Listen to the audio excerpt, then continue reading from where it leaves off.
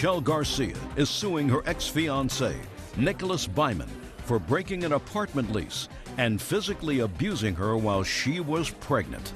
All rise.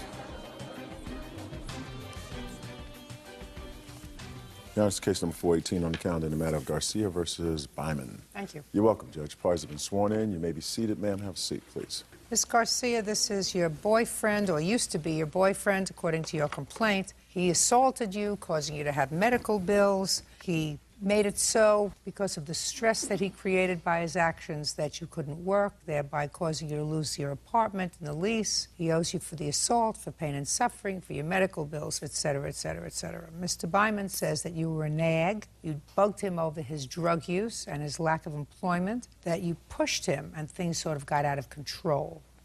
Correct. How long were you, Mr. Byman, together? We started dating on February 17th of '05. And soon got engaged after that. Are you engaged now? No. To anyone? No. So this baby is his? Yes. When did you move in together? We moved to San Diego in April, and we were in a hotel room trying to find an apartment for 3 months, and then finally got an apartment on June 6th of '05, and we were there up until the end of October when we both were evicted. But he wasn't living there when you were actually evicted from the apartment? He was in jail. And when was he incarcerated? He was incarcerated 3 different times for domestic The last violence. time? The last time was October 12th. The arrest was for an assault on you. Those charges were somehow disposed of, but he had prior arrest warrants, so he was held. Technically, it was October 8th, and I had a court case in Sacramento on October 10th. After I couldn't make my court appearance because I was in custody in San Diego, Sacramento put a hold on me. I spent 10 days down in San Diego, and then finally they transported me up to Sacramento to take care of my case up there. What kind of case did you have there? I think it was 475 of the Penal Code. Don't play with me. It was intent to defraud, ma'am. Intent to defraud who? A bank. Were you sentenced yet? Yes. To what? 90 days of work project and 4 years of probation. Is that the only outstanding case you had? When I was arrested one of the 3 times, they tested me for drugs and I came up positive. How long have you had a drug problem, Mr. Byman? Off and on for years. How many years? 10? Started smoking weed at 13 years old, so probably since then. How old are you now? 26. 13. But you graduated from marijuana to? Methamphetamine? Did Miss Garcia, was she aware that you had a drug problem? Yes. Did she have a drug problem? No. That was poor judgment on your part. Thought I could help him and save him. Move him to San Diego and get him away from the drugs and the crime. Well, that's fine. You can try to save him. You don't have to have a baby in the bargain. Yeah. Now, according to what I read, Mr. Byman, in the complaint and in your answer, a lot of the fighting that occurred while you were together was because of your drug use and lack of employment. Is that right? That was part of it, but just money was also a big issue. Lack of employment. Yeah. And then you said something interesting in here. You said, well, at some point you went into a drug rehabilitation program. Yes. But you and I both know, Mr. Byman, that when you have a 13-year drug habit, a 10-day rehab program doesn't cut it, like putting a Band-Aid on an open heart surgery. It doesn't work. Have you since gone into a long-term residential program? Actually, I'm looking right now. Well, good luck. Thank you. So you want to tell me what happened in October? In October, we had many nights where I stayed up trying to help him through his problems, and that night I had come down on him saying that what is something bad gotta have to happen to you to get you to do the things that you need to do, and I can't marry you until you get a job. I'm on disability, I'm permanently disabled. And what's the nature of your disability? I have lupus, and I've had 2 major back surgeries. I've had actually 7 surgeries in the last 5 years, and so therefore my benefits would be taken away if I married him, and that was one of the major fights. That night he got very forceful with me, and look at me. I slipped out of his arms and got out and left. I left a message on the phone. I said, are you going to stay? I need to know. He never called. I decided that I would just come back in the morning. When I got there with my girlfriend, he was still there. He had slipped out the door. We passed each other and didn't say a word to each other. Basically, we were wanting to find out if he was using still at that point, and it was pretty obvious to me. I stayed there for about 4 hours, got some things ready, then took my girlfriend home. I was gone for about 2 hours, came back, and at that time... What'd you come back for? I had nowhere else to go. I was pregnant and exhausted. And why didn't you stay with your girlfriend? Why didn't I stay with her? Didn't even ask. It was the apartment. I thought he was gone. He left when we were passing. What makes you think that he was gone? Just because he walked out then? Because he was his... leaving. He had his stuff packed and he was leaving. He had stuff packed with him when he left? Yes, he said he was leaving. The only thing I had with me, Your Honor, was a laptop. He had a backpack, suitcase. All your clothes there? Yes, clothes. Okay. All my... So you went back, Miss Garcia? Yes, I went back. My dog. You went back? I went back to my You went apartment. back. Don't make excuses. Who is this? This is my mother. Don't make excuses to your mother. You went back. Yeah, of course Right. I went back. My girlfriend did not have a place to stay for me to stay Go to either. your mother's house. My mother lives 600 miles away. I don't care. Get on a plane. If you're afraid Okay. of somebody, that's what you do. You don't go back to the apartment, knowing that all of his clothes I and wasn't stuff is that still afraid there. of him at the time. Okay, so you went back. So I went back. Okay. And he showed up. He was actually in the apartment hiding behind the bedroom wall and jumped out at me. And that's when he held me down, saying something to me, just listen, and was holding me down. He would pick me up and throw me on the couch, and then I would slip out of his hold, and then he would catch me and do it again, and then catch me and do it again. And that went on for about 45 minutes. I remember screaming through the window, help, help, at the top of my lungs, that I didn't have a voice afterwards. I finally... don't know how, but after he hit me in the stomach, I don't know if it was with his fist or with something, but I couldn't breathe. Did you hit her? No, I didn't, Your Honor. Go ahead. I was able to run through the hallway. I had my keys hanging up in the hallway there on this caddy and grabbed them and ran out the door. He followed me outside, down the stairs, and proceeded to want to hold me down. And then I think he realized that we were outside. And I was crawling to the car to get into the car to lock myself in the car. And my neighbor saw me, called the police, ambulance came. I was in sinus tac. Went into trauma for about 6 hours. They kept me over the night, watched the baby, make sure the baby was okay. It was about 5 months pregnant. So, which the baby's fine, thank goodness. But we have not been together since. Judge Judy continues in a moment. I was trying to come up with the money some way, somehow. Couldn't. Look at me. Don't look at the desk. Sorry. Well, You're still looking at the desk. force I have it. Don't. And later today, And when we were stopping off the sidewalk, she had booty bumped me and I fell. Now, what is a booty bump? Show me. real cases, real people. Judge Judy. Michelle Garcia claims ex-fiancé Nicholas Byman owes for breaking an apartment lease and for an assault. Nicholas claims Michelle attacked him first.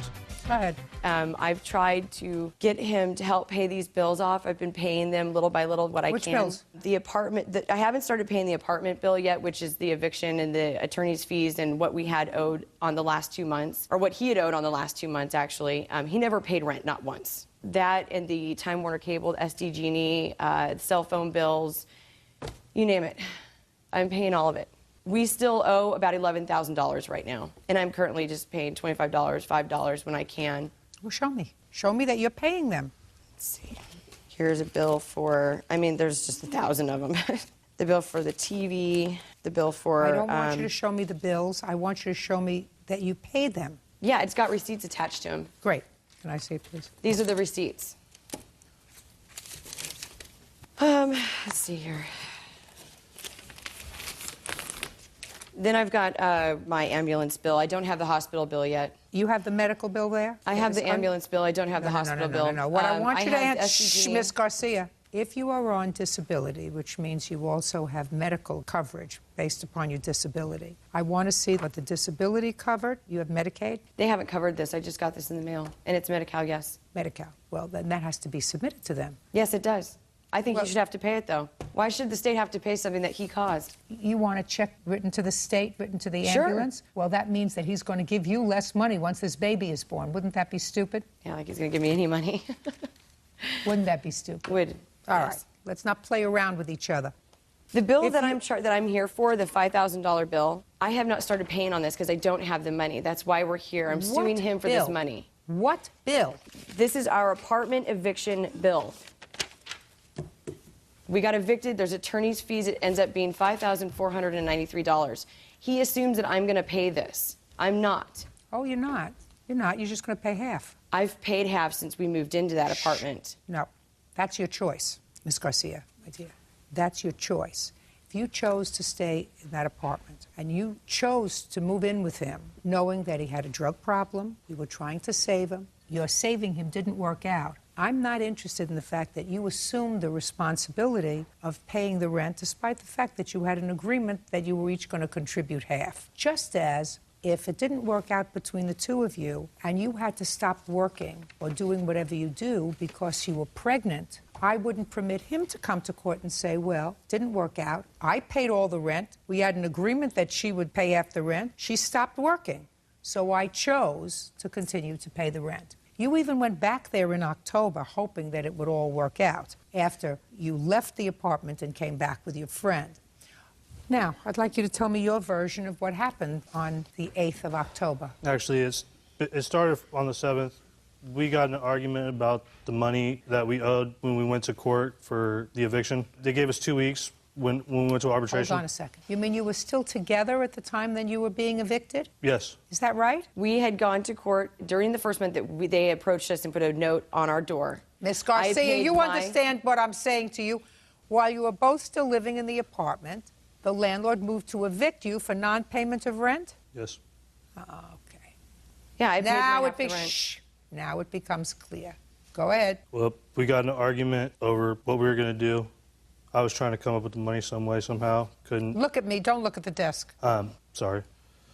Well, You're still looking at the desk. of course I have it.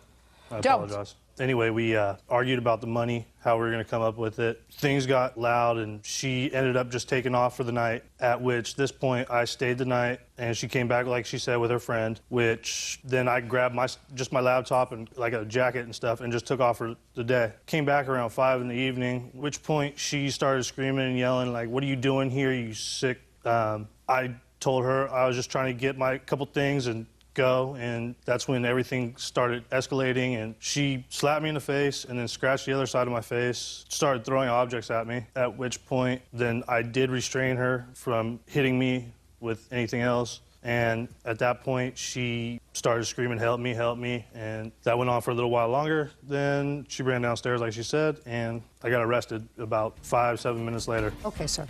You understand that you are responsible for half of what the landlord is owed. You understand that? Yes.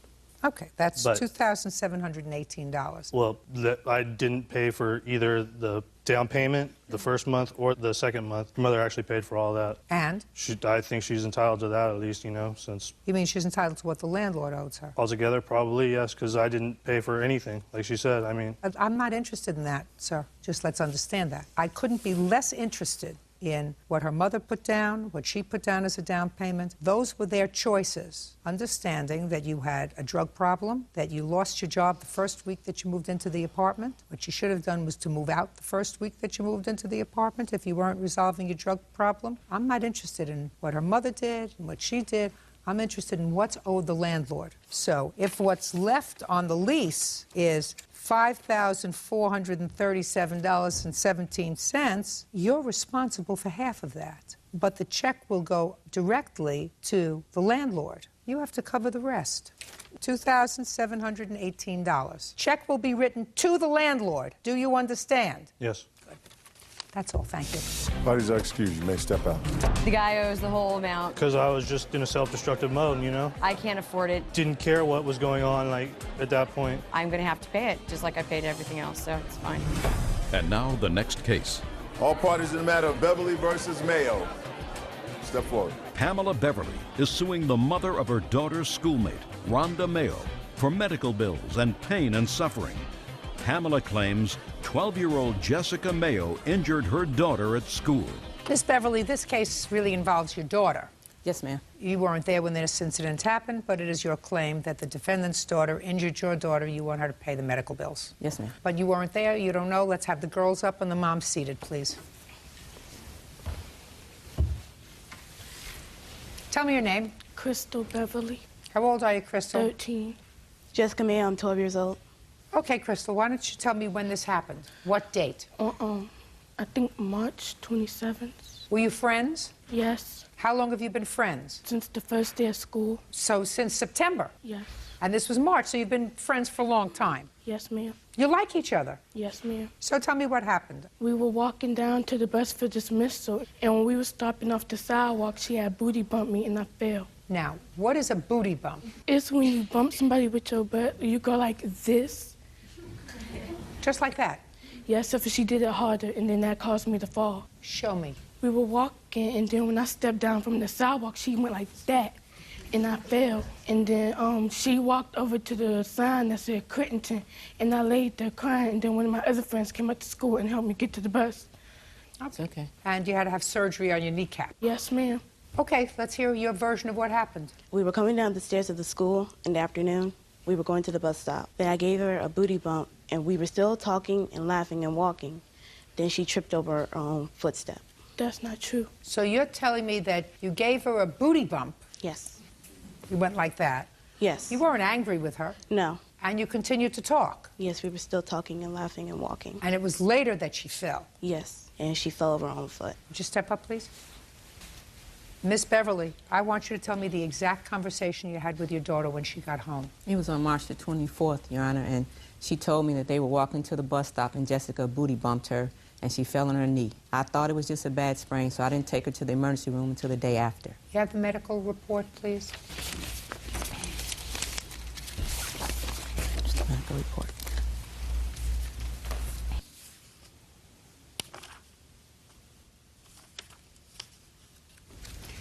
What were your unreimbursed medical expenses? It was $1,083. All right, Miss Mayor, why don't you stand up with your daughter? Your Honor, may I say something else? Yes. The day after I came from the emergency room, before I spoke to Miss Mayo, I spoke to Jessica to see where the story's the same. Jessica told me the exact same thing. She booty bumped Crystal and she fell and hurt her knee. Is that right? That's not true. Okay. You have anything you want to say to me? Yes, ma'am.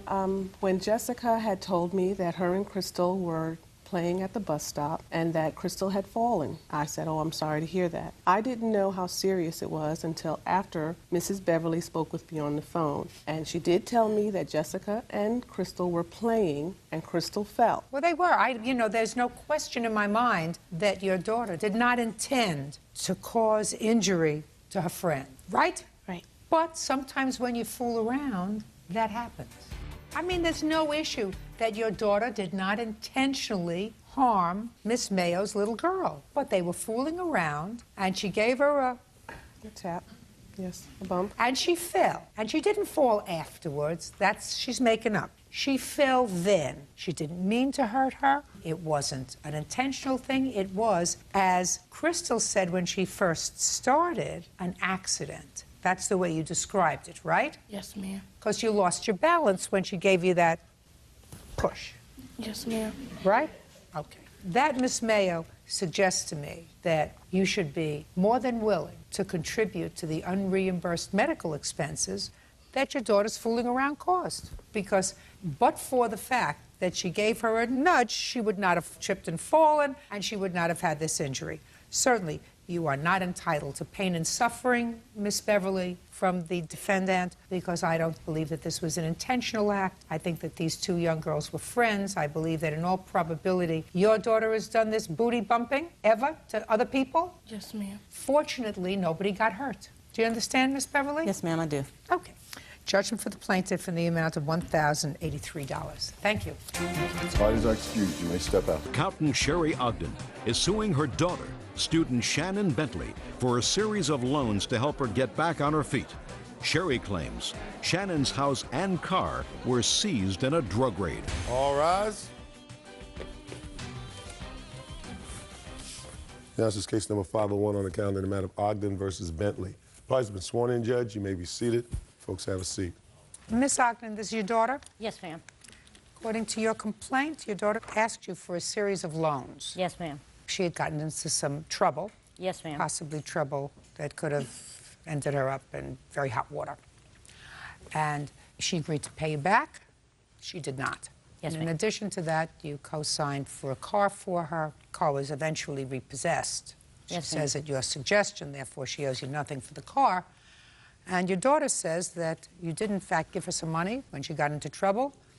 In exchange for that, she waited on you hand and foot like a slave, and if you had to pay somebody to take care of you, it would have cost you a lot more than what she actually took from you. Is that your Well, defense? that's a lie. Shh. Yes, ma'am, that's correct. That's your defense. How old are you? I'm 32. What kind of trouble did you get into, Miss Bentley? I was picked up with the sale of drugs. Drug sale. Yes, ma'am. I haven't been charged yet, but I was picked up for that. When was that? That was September 1st, 2004. Are those charges still pending? Yes, ma'am. You have a lawyer involved in Yes, that case? What did you need money for? Well, whenever I first moved, my mom offered me a place to stay, to get back on my feet, to get cleaned up and stay out of trouble. And I took her up on it, and I had a couple hot checks. What do you mean hot checks? Well, I mean, I had written a couple of checks, and they weren't covered. I thought the money was in the bank, but it wasn't. So you needed money? Right. She offered. I didn't ask. How much money did you need? That was, I think that was $250 at that time. And there was also an incident where I was going through a divorce at the same time, and I had my ex filed telephone harassment on me. And so I also had to fine for that for court. I didn't ask her to pay. Again, she offered. I was going to come up with the money. You were going to come up with the money. Right. How much was that? $500. Does your mother work? Nope. How does she support herself? My stepdad pays our bills. So she's married and she lives with her husband? Yes. So it really is the income that's coming into the house is his income. Right. She loans it out to other family members just like she did me. She offers it to other family members with the understanding that they're not going to pay her back. Or that they will if they can, whenever. If they don't, she wants it right then she wants it right then. Who are you? I'm her witness, Robert Dillahunter. How is he related to you? He's my boyfriend. He was there whenever she offered to pay some of the bills for me and stuff. Was he also arrested on these drug charges? Yes, ma'am. You have the same lawyer or a different lawyer? Different lawyers. That's a good idea. You understand why you have a different lawyer, don't you? No. Because eventually one of you is going to put it on the other. Amen. Well, that's what's going to happen. They both that's lie why, like dogs. That's why I have two different lawyers. So let's deal with the $750. Well, totally, it is $244.54 for your hot checks for you. Okay, she said $250. It's close enough. What's next? And the other one, I had just gotten out of the hospital on Wednesday night, and I get a phone call the next morning around 10 a.m. on Thursday from Robert Dillahunty's mother, Margaret Dillahunty, saying that Shannon had to have $404 or she was going to go to jail. Well, I had no other way to get it. My twin was sick. She couldn't go take it. I paid Mr. Deaton by telephone, and he charged me an extra $100 to do it. Okay. Well, once you turned over the money, tell me about the discussion you had with your daughter. Well, she knew she had to pay me back. I told her, I said, Shannon Michelle, I ain't growing money on trees. She knows she got to pay me back. No, Miss Ogden, listen to me very carefully. I want to know what you said to her and what she said to you when you finally saw her after you paid this money. She said, Mother, I'll get a job. As soon as I get my job, I'll pay you back. And as soon as I cash my stocks in, I'll pay you back. I've heard this and heard that. Just a second. Did she ever get a job? No, but she got offered one. She wouldn't take it. Did she ever sell her stocks? What kind of stocks do you have? There were some my dad, he passed away in 2002. There were some he had with Dow back from like the 70s. It was just a few $1,000s worth. So what'd you do with the money? I'm having them transferred right now into my name, because I was executrix of his estate. And Judge, I couldn't get a job because I pretty much did everything for her. When I moved in, That is a lie. I did Miss everything. Ogden. I did everything for the woman. I cleaned. She, get me something to drink, get me a beer, get me this. She was constantly, it never. So what? How was her maid? How could I get a job? Miss Bentley. I did the best I Miss could. Bentley, you're not there now. You're not taking care of your mother now. Why can't you get a job now? I can. I'm looking. I'm going to school full time and I'm looking for work. Look, listen to me. You have children? Yes, ma'am, too. Your children don't live with you. No, ma'am. They live with their father.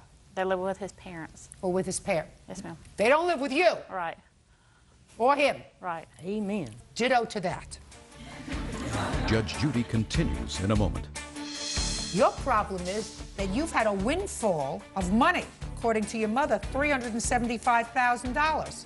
I have a house paid for, I have a car paid for, I have Lupton Police Department has it. And later today, I got mad and I went and I took a baseball bat to the back window. Who was in the car at the time? Her daughter was in the car.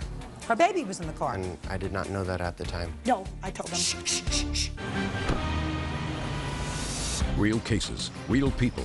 Judge Judy. Sherry Ogden says her daughter, Shannon Bentley, owes for loans she made while Shannon was trying to get clean. Shannon says because of drugs, she lost everything. This is not the time for a 32-year-old woman to be in school full-time, my dear. This is the time for a 32-year-old woman to be in school part-time and working. Because if you have children who are being taken care of by their paternal grandparents, in addition to paying your mother back for the money she laid out to keep you out of jail, you should be sending support for your children.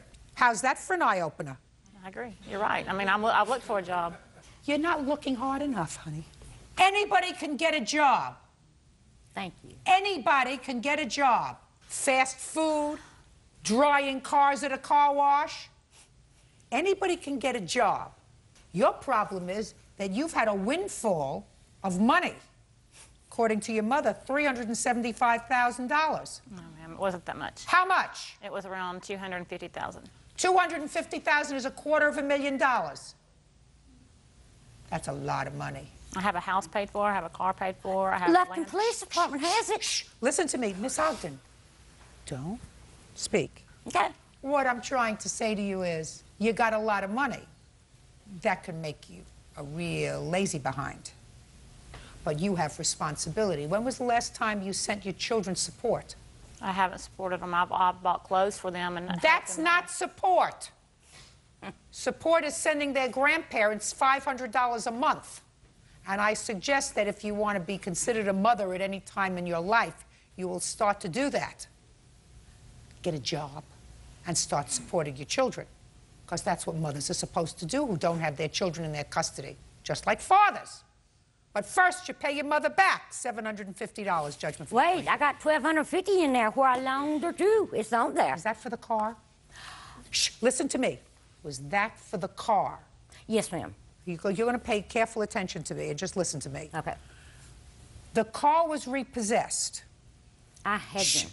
You had them repossess the car. You know why?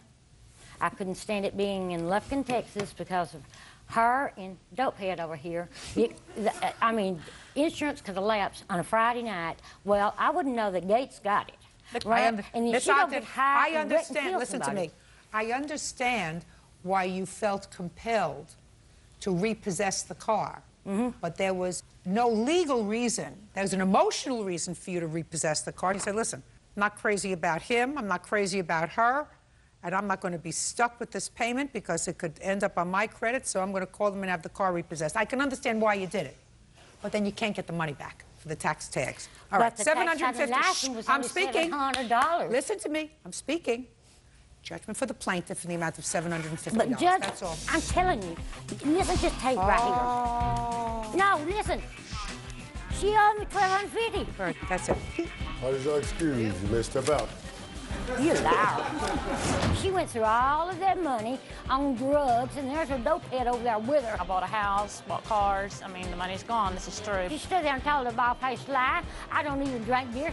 She'd get up and get me a beer. She didn't wait on me for no hand or foot, and a man in the moon. Well, she's crazy because, I mean, she's on. She takes so many pills, it's pathetic. She's nothing but a pill head. She sold Vicodins and Zoloft and My mother Prozac to other doctors and stuff in Pasadena. You know why she goes to school? She gets Pell Grants. That way she can live on it. My mom has nothing to do with the kids. She can go see them on her own. She don't. She calls them occasionally. She don't leave her house, leave her pill bottle. Well, I love her. Hope she gets her life straightened out. But if she can't get her life straightened out, she better stay out of mine, because I don't want to go to penitentiary. I just don't think there'll ever be a relationship. There never has been one. There's never going to be one. And now the next case.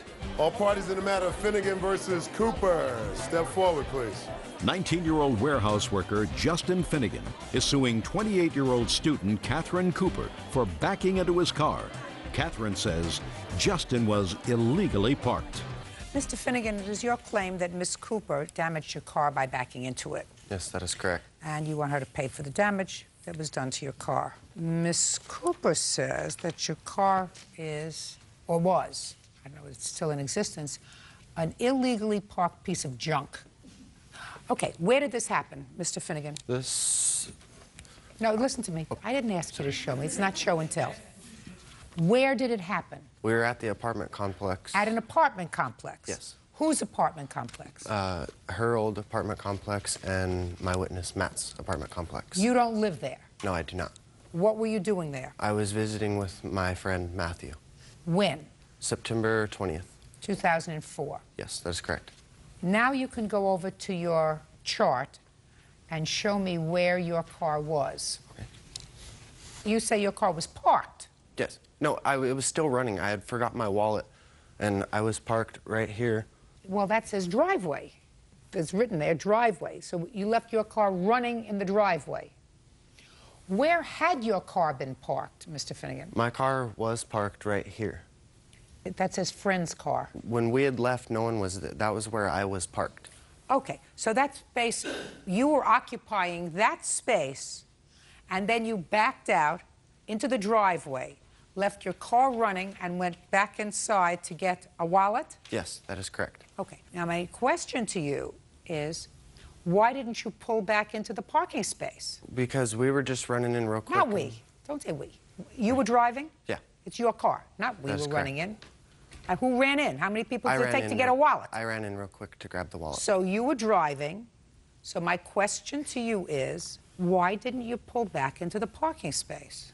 I wasn't going to take that long. I was just running and grab the wallet and turn around. It was long enough for somebody to hit your car. She was backing out. It was long enough for somebody to hit your car.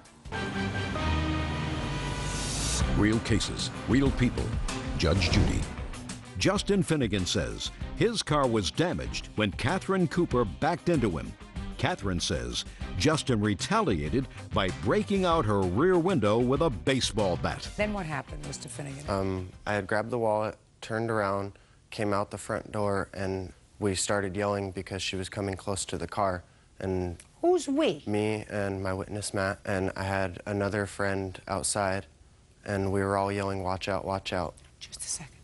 Where was this witness? He, not we. Matt was standing right here, right outside of the He was car standing on the grass. grass. What was he doing there? He had got out to talk to someone. And she hit your car? Yes, that is correct. All right, show me. Okay.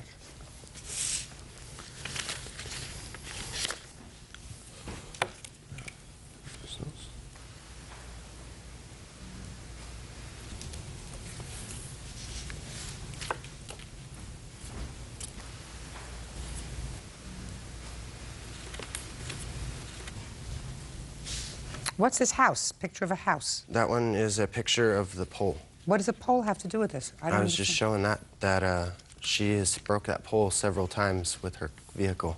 I want to see a picture of your whole car, sir. The whole car? We don't have one of the full car. Why not? Because I just took a picture of What's only this plural?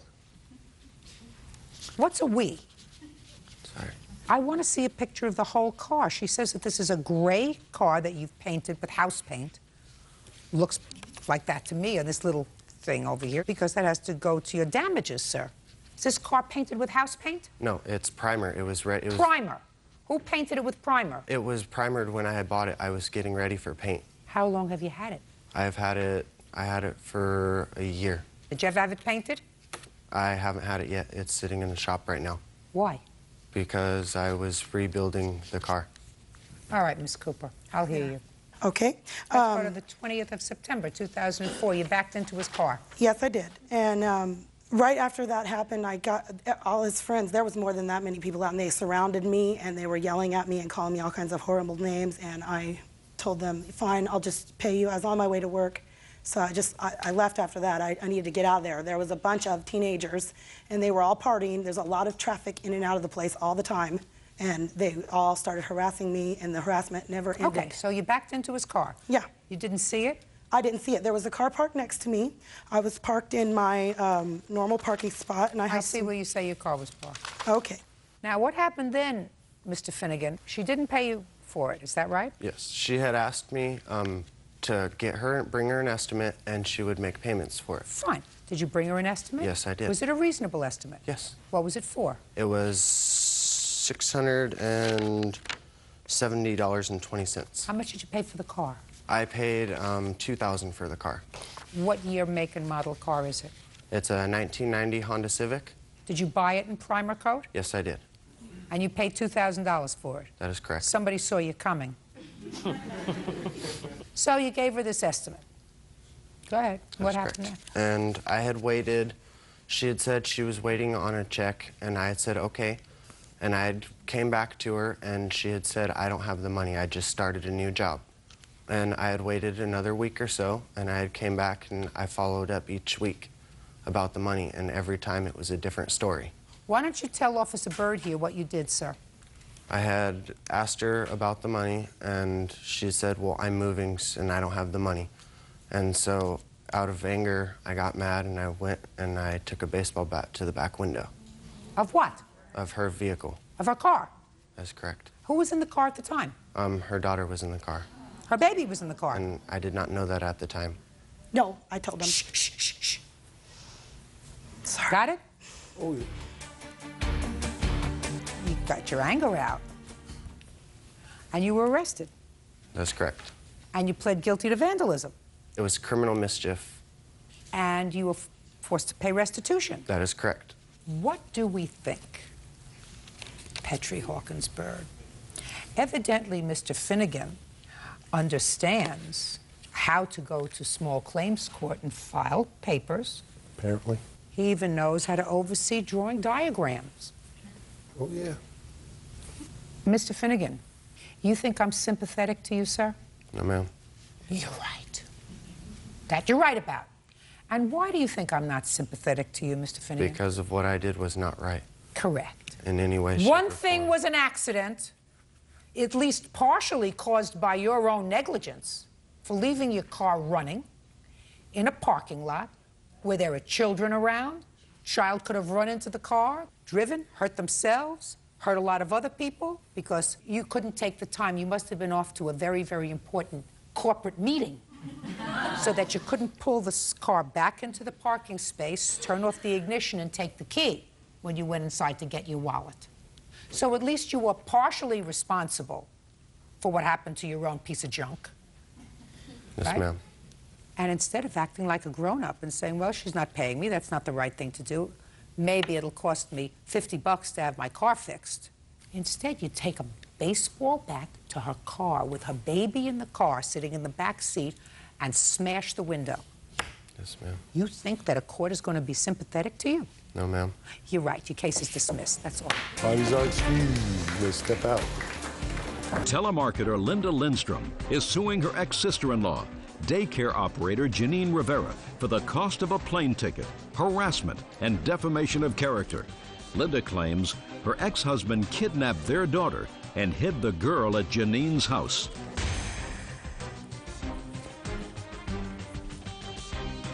This is case number 513 on the calendar in the matter of Lindstrom versus Rivera. Is it Rivera? Rivera. Rivera. Parties have been sworn in, Judge. Thank you. You may be seated. Folks, have a seat, please. Miss Lindstrom, is your former husband here in court today? Yes, he is, Your Honor. Is that this gentleman over Yes, here? Your Honor. Miss Rivera is his sister. That's correct, Your Honor. Your former husband picked up your daughter, who was 3 at the time, That's correct. and took her to his sister's house in That's Texas. correct, Your Honor.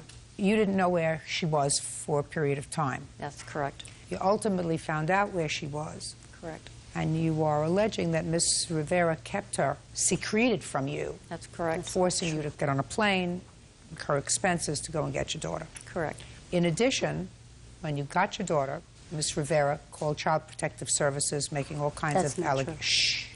That's her complaint, making all kinds of allegations against you that were ultimately found to be untrue, or the cases were closed as being unfounded, and that she has spread certain other, what you consider malicious statements about you. Correct. Miss Rivera says that she was merely trying to be a good aunt and that her concern was not with you, her concern was only with her niece. That's her defense. Yes, ma'am. When were you married to Mr. Tidwell? November 28th, 1998. And when was your daughter born? July 23rd, 2000. Do you have any other children? I have 2 other children from a previous marriage. How old are they? They're 17-and-a-half-year-old twin girls. Do they live with you? They actually attend an all-girls private boarding school. I have full custody of them. They're home on weekends. It's in the same town that I live in. They live on campus during the week. And when did you and Mr. Tidwell separate? July 2003, after a restraining order. Who had the restraining order? I had a restraining order against him. That's one of multiple. You have a copy of that? Yes, I do. I'd like to see it. There's one in July and one in September. Do you I'd like want to see both of both.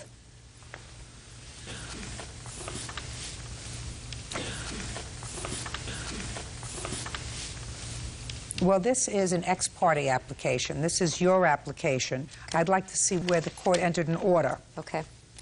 Was there a trial? He pleaded no contest. So there was no trial, and he consented to the entry of the order of protection. That's correct, Your Honor. Okay. Is that correct, Mr. Tidwell? That's very correct. All right. So that's akin to a plea of guilty. Can I see the final order, please? Okay, this is the order renewing it this year. and it was renewed, I want to say, in part to the harassment of the defendant. It's written in this order. May I see it, please?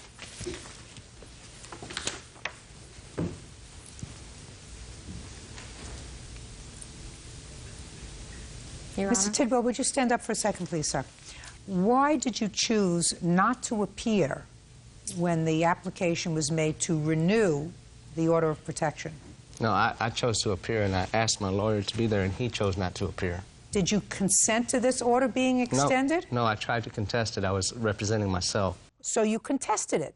Yes. And you offered testimony before the court? What I could get in without... Whatever. You offered testimony, Mr. Tidwell. Yes, ma'am.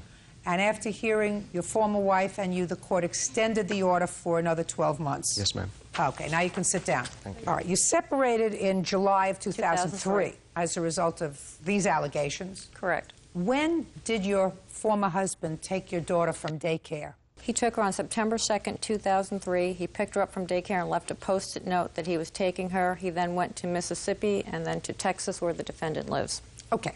In September of 2003, was there in existence a custody order with regard to your daughter? No, Your Honor, there was not. At the time that you went in to file this ex parte application for a protective order, your daughter was still with you? The first one she was. I'm talking about the first one? Yes, July she was. And this was good until when? That was a 10-day order. I did not show up because he threatened to kidnap my daughter if I, in fact, went to court. Okay. But at this time, it says he was to stay at least 100 yards away. You did not follow through with this lapse? That's correct. Okay, I got it. Now, when he picked up your child from daycare, there came a time that he took her to your house. When was that? He arrived at my house probably around September 7th, 8th. Had you been expecting him? Is not an answer, yes, Ms. Rivera. I'm sorry. Yes. Okay. What did he tell you as far as coming to you with Autumn? He was crying and screaming and telling me that the situation was just really out of control and he didn't know what he was going to do. And what did you tell him when he said he was coming to bring Autumn to you? Oh, I told him I'd be happy to see him and Autumn. How long did he stay with you? He stayed till September 14th. And then where did he go? And then he went to Memphis. For what? Tennessee. He was trying to find a job and get housing and daycare set up and get prepared for what was about to happen. And he left Autumn with you? Yes, Your Honor. I'm a registered child care provider. I don't care whether you're a child care provider or Mother Teresa. Judge Judy continues in a moment. This was sent to multiple agencies in North Carolina. No, that's not I was true. contacted. Don't speak! You took. No. I'm speaking! You didn't even hear what I had to say yet. Real cases, real people. Judge Judy. Linda Lindstrom says after her ex-husband kidnapped their daughter, his sister, Janine Rivera, harbored the girl. Janine claims she and her brother took action because Linda is mentally unstable. Okay. From when he arrived on the 7th of September to the 14th of September, did you, in fact, have any conversation with the plaintiff? Yes. Tell me about that conversation. Oh, there were many. She had been calling me numerous. I have the phone bills. Okay. She had been calling you at that point numerous times trying to find out where your brother was and where her daughter was. Yes, ma'am. And when he arrived, did you call her and let her know? I had him call her and let her know. Were you present? Yes. When he made that phone call? I'd like you to tell me what you overheard. I heard him telling her to get some help for herself and get healthy for her daughter, to please go check herself into a hospital. Do something positive is what he told her. Do something positive to show me that you're capable of taking care of my daughter. Okay. What information did he give you, Ms. Rivera, that suggested to you that the plaintiff needed to get any help whatsoever? He gave me a lot of information over the years. And she's given me a lot of information over the years. Let's go to what she has given you, not he. Okay. I know has anorexic nervosa. I know she has a lot of mental illnesses, and she told me, you know, she can't fix her. It'll never be fixed. That it's a biological, chemical thing. when this first happened, I was trying to talk to her to make sure she didn't hurt herself because I knew he was leaving her. And he left Autumn in her care when he left her. He left her a month before this all started. Because she did on the 29th, she called 911 for the 100th time on my brother because he raised his voice or something. Well, you weren't there, so you don't know what happened. But you have to remember that your brother admitted to being abusive because when you consent to the entry of a protective order and you know that the issue of custody is lurking, you can either fight it. Your Honor, he had bad counsel. No, don't tell me he had bad counsel. But listen to me. It's been a nightmare. Listen to me. You know, I hear a lot of excuses, but when you consent to the entry of a protective order, you can't come into court and say, I didn't understand, I had a bad lawyer, and the fact that he went before a judge on the extension of that protective order a year later suggests to me that the judge found that he has a problem. He's a smart enough man to plan on picking up his daughter at daycare, bringing her to you in a different state, then traveling to yet another state in order to secure a job and housing. All that requires a certain amount of planning, not something that somebody who is mentally challenged does. Do you understand, Ms. Rivera? Right. Okay. Your Honor, can I say one thing? During the month of August, in fact, Mr. Tidwell was out of the state, and if, in fact, these people were so concerned with the health and safety of my child, why during the month of August was CPS not called? Was a neighbor not called? Was the police not called? Nobody was ever called to check on the child. Okay. Never. Okay. Where do you come from? Originally New York. North Carolina is where my home state is. Okay, so you were in North Carolina. That's correct. This happened in North Carolina. And is that where you were married to Mr. Tidwell? That's correct, Your Honor. So you removed the child from the child's home state. Yes, ma'am. You can't do that. Excuse me, may I stand? Mm-hmm. You sure can. Thank you. I was planning a very short trip. All I asked Linda to do was to get some help while I took my daughter to a safe haven. And Mr. Tidwell, did you tell her that you were taking your child out of daycare before or after you took the child out of daycare? I had told her a long time ago she needed... I'm not talking a long time ago that you told her she needed help. I'm saying that the day you came to take your daughter out of daycare, had you given your wife warning that day or the day before that it was your intention to pick her up that day? On my daughter's birthday, I gave her warning that I would be taking my daughter if she didn't do something to get help. Okay? Mr. Tidwell, you had a choice, sir. You chose self-help rather than going to court.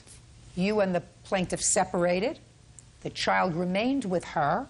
You had at least a month to go into court in North Carolina and say, I believe that I am the more qualified parent. My wife has certain incapacities. The best interests of the child require that she stay with me. I'd like you to look into it because here are where all the records are. You go to Memphis, Tennessee, sir. How are they going to get her records and your records and the child's records? How are they going to get that? Your Honor, I'm no lawyer. I didn't know what legal process was. Sit down, Mr. Tidwell. I don't believe that, sir. You knew enough to get a lawyer after this trouble started, even though you say you didn't like your lawyer, and the lawyer didn't. Put your hand down. 3. 3 lawyers? Exactly. 3 lawyers. Listen to me, Miss Rivera. Everybody can't be wrong. Everybody can't be wrong. Your Honor, she's been in the system in North Carolina for years. They even more, listen to me, even more important, Miss Rivera, because if she were in the system, quiet.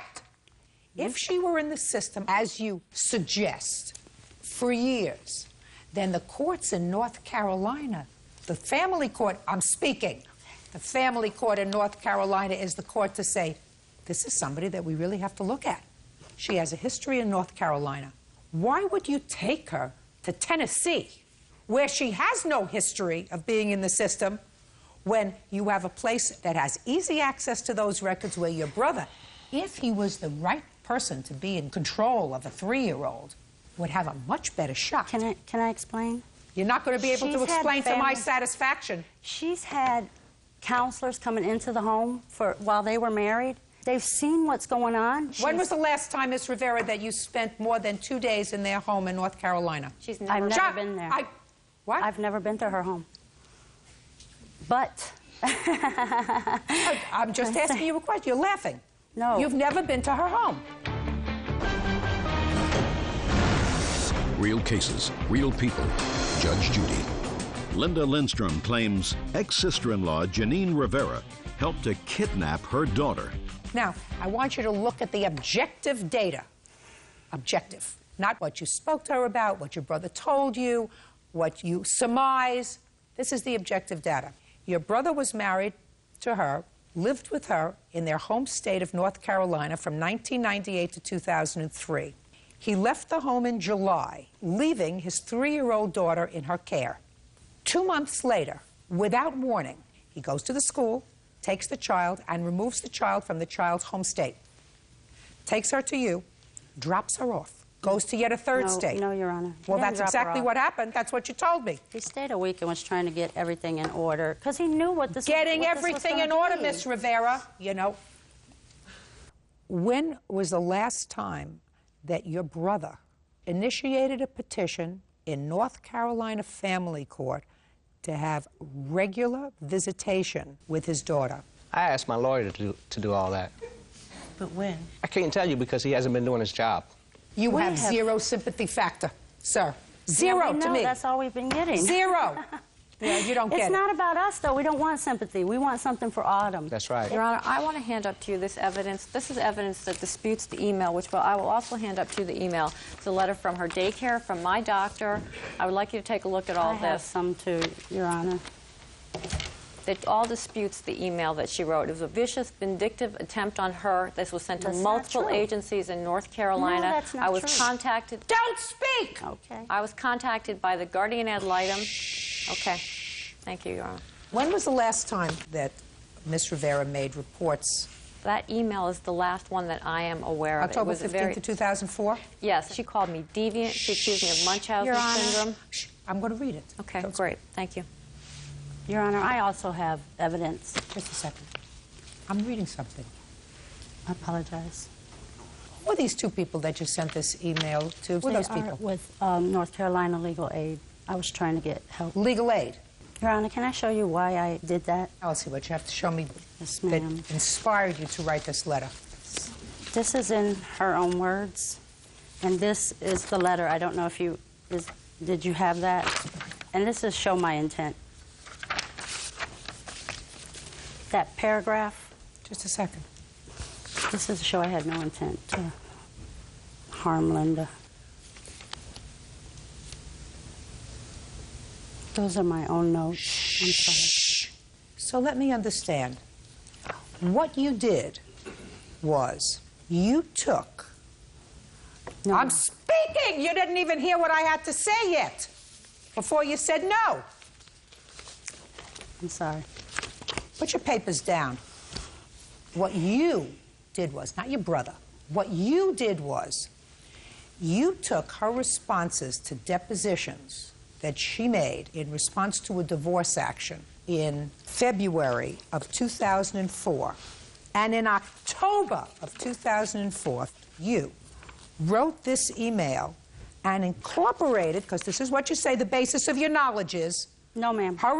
You just gave this to me. No, I'm sorry. That was what she was referring to. I gave you. No, the letter madam. I wrote on October 15th. I have bazillion letters I wrote before that. No, listen. When this first started, there's so many to everyone, to the President of the United States. Listen to me. You're a nut.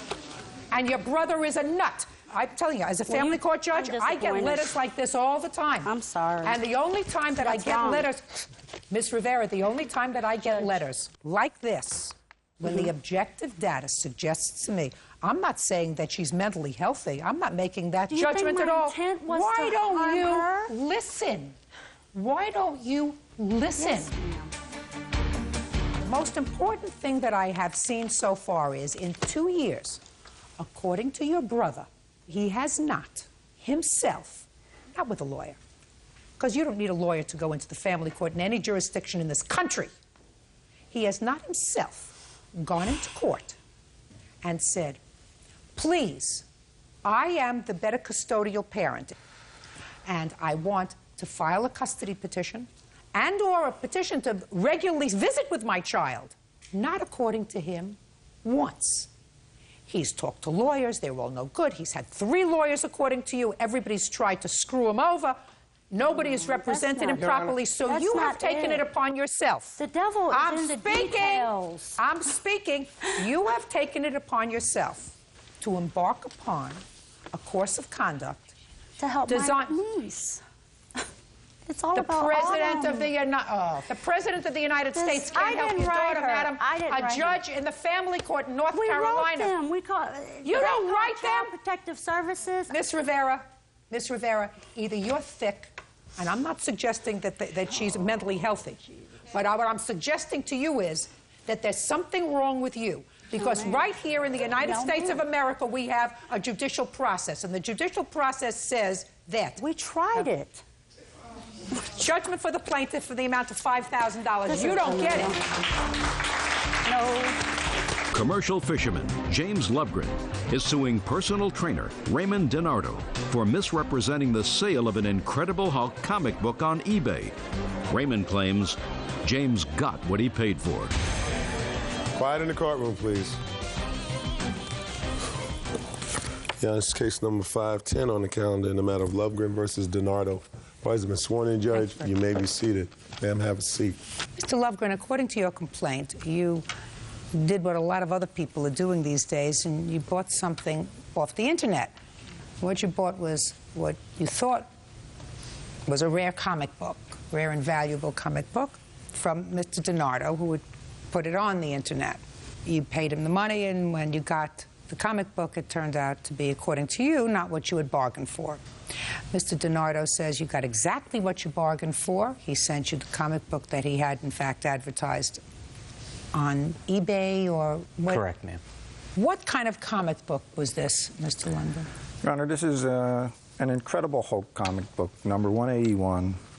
To collectors, it's a rare comic. It introduces a major character from Marvel Comics, the Wolverine, which means nothing except to a comic collector. It makes it very desirable. You're interested in this? All right, let me see the advertisement, please. They put it up on the internet. Somebody puts it on, so I have this for sale. This is the actual eBay advertisement. That's what I want to see. Nice taste. Okay. This says, Mr. DiNardo, and I just want to know if you put this up on the internet. 9.9, the rare, mint, sought-after original. Bidding has ended for this item. Starting bid, $1,200. And then the description. I am looking for a good new home for my issue of the Incredible Hulk, number 181. This book has given me years of enjoyment. I can only hope the new owner gives this treasure the respect and caring it deserves. Oy, oy, oy. Obviously, I'm a novice. I'm not a professional. He's... Okay, no, listen to me. Okay. All I want to know, sir, is this what you put on the machine? On that the is one on the computer? That is one of the items I put on the machine. That okay. Is not the one that we consummated for price on. Well, just a second. We're not there yet, sir. Okay, I'm just clarifying.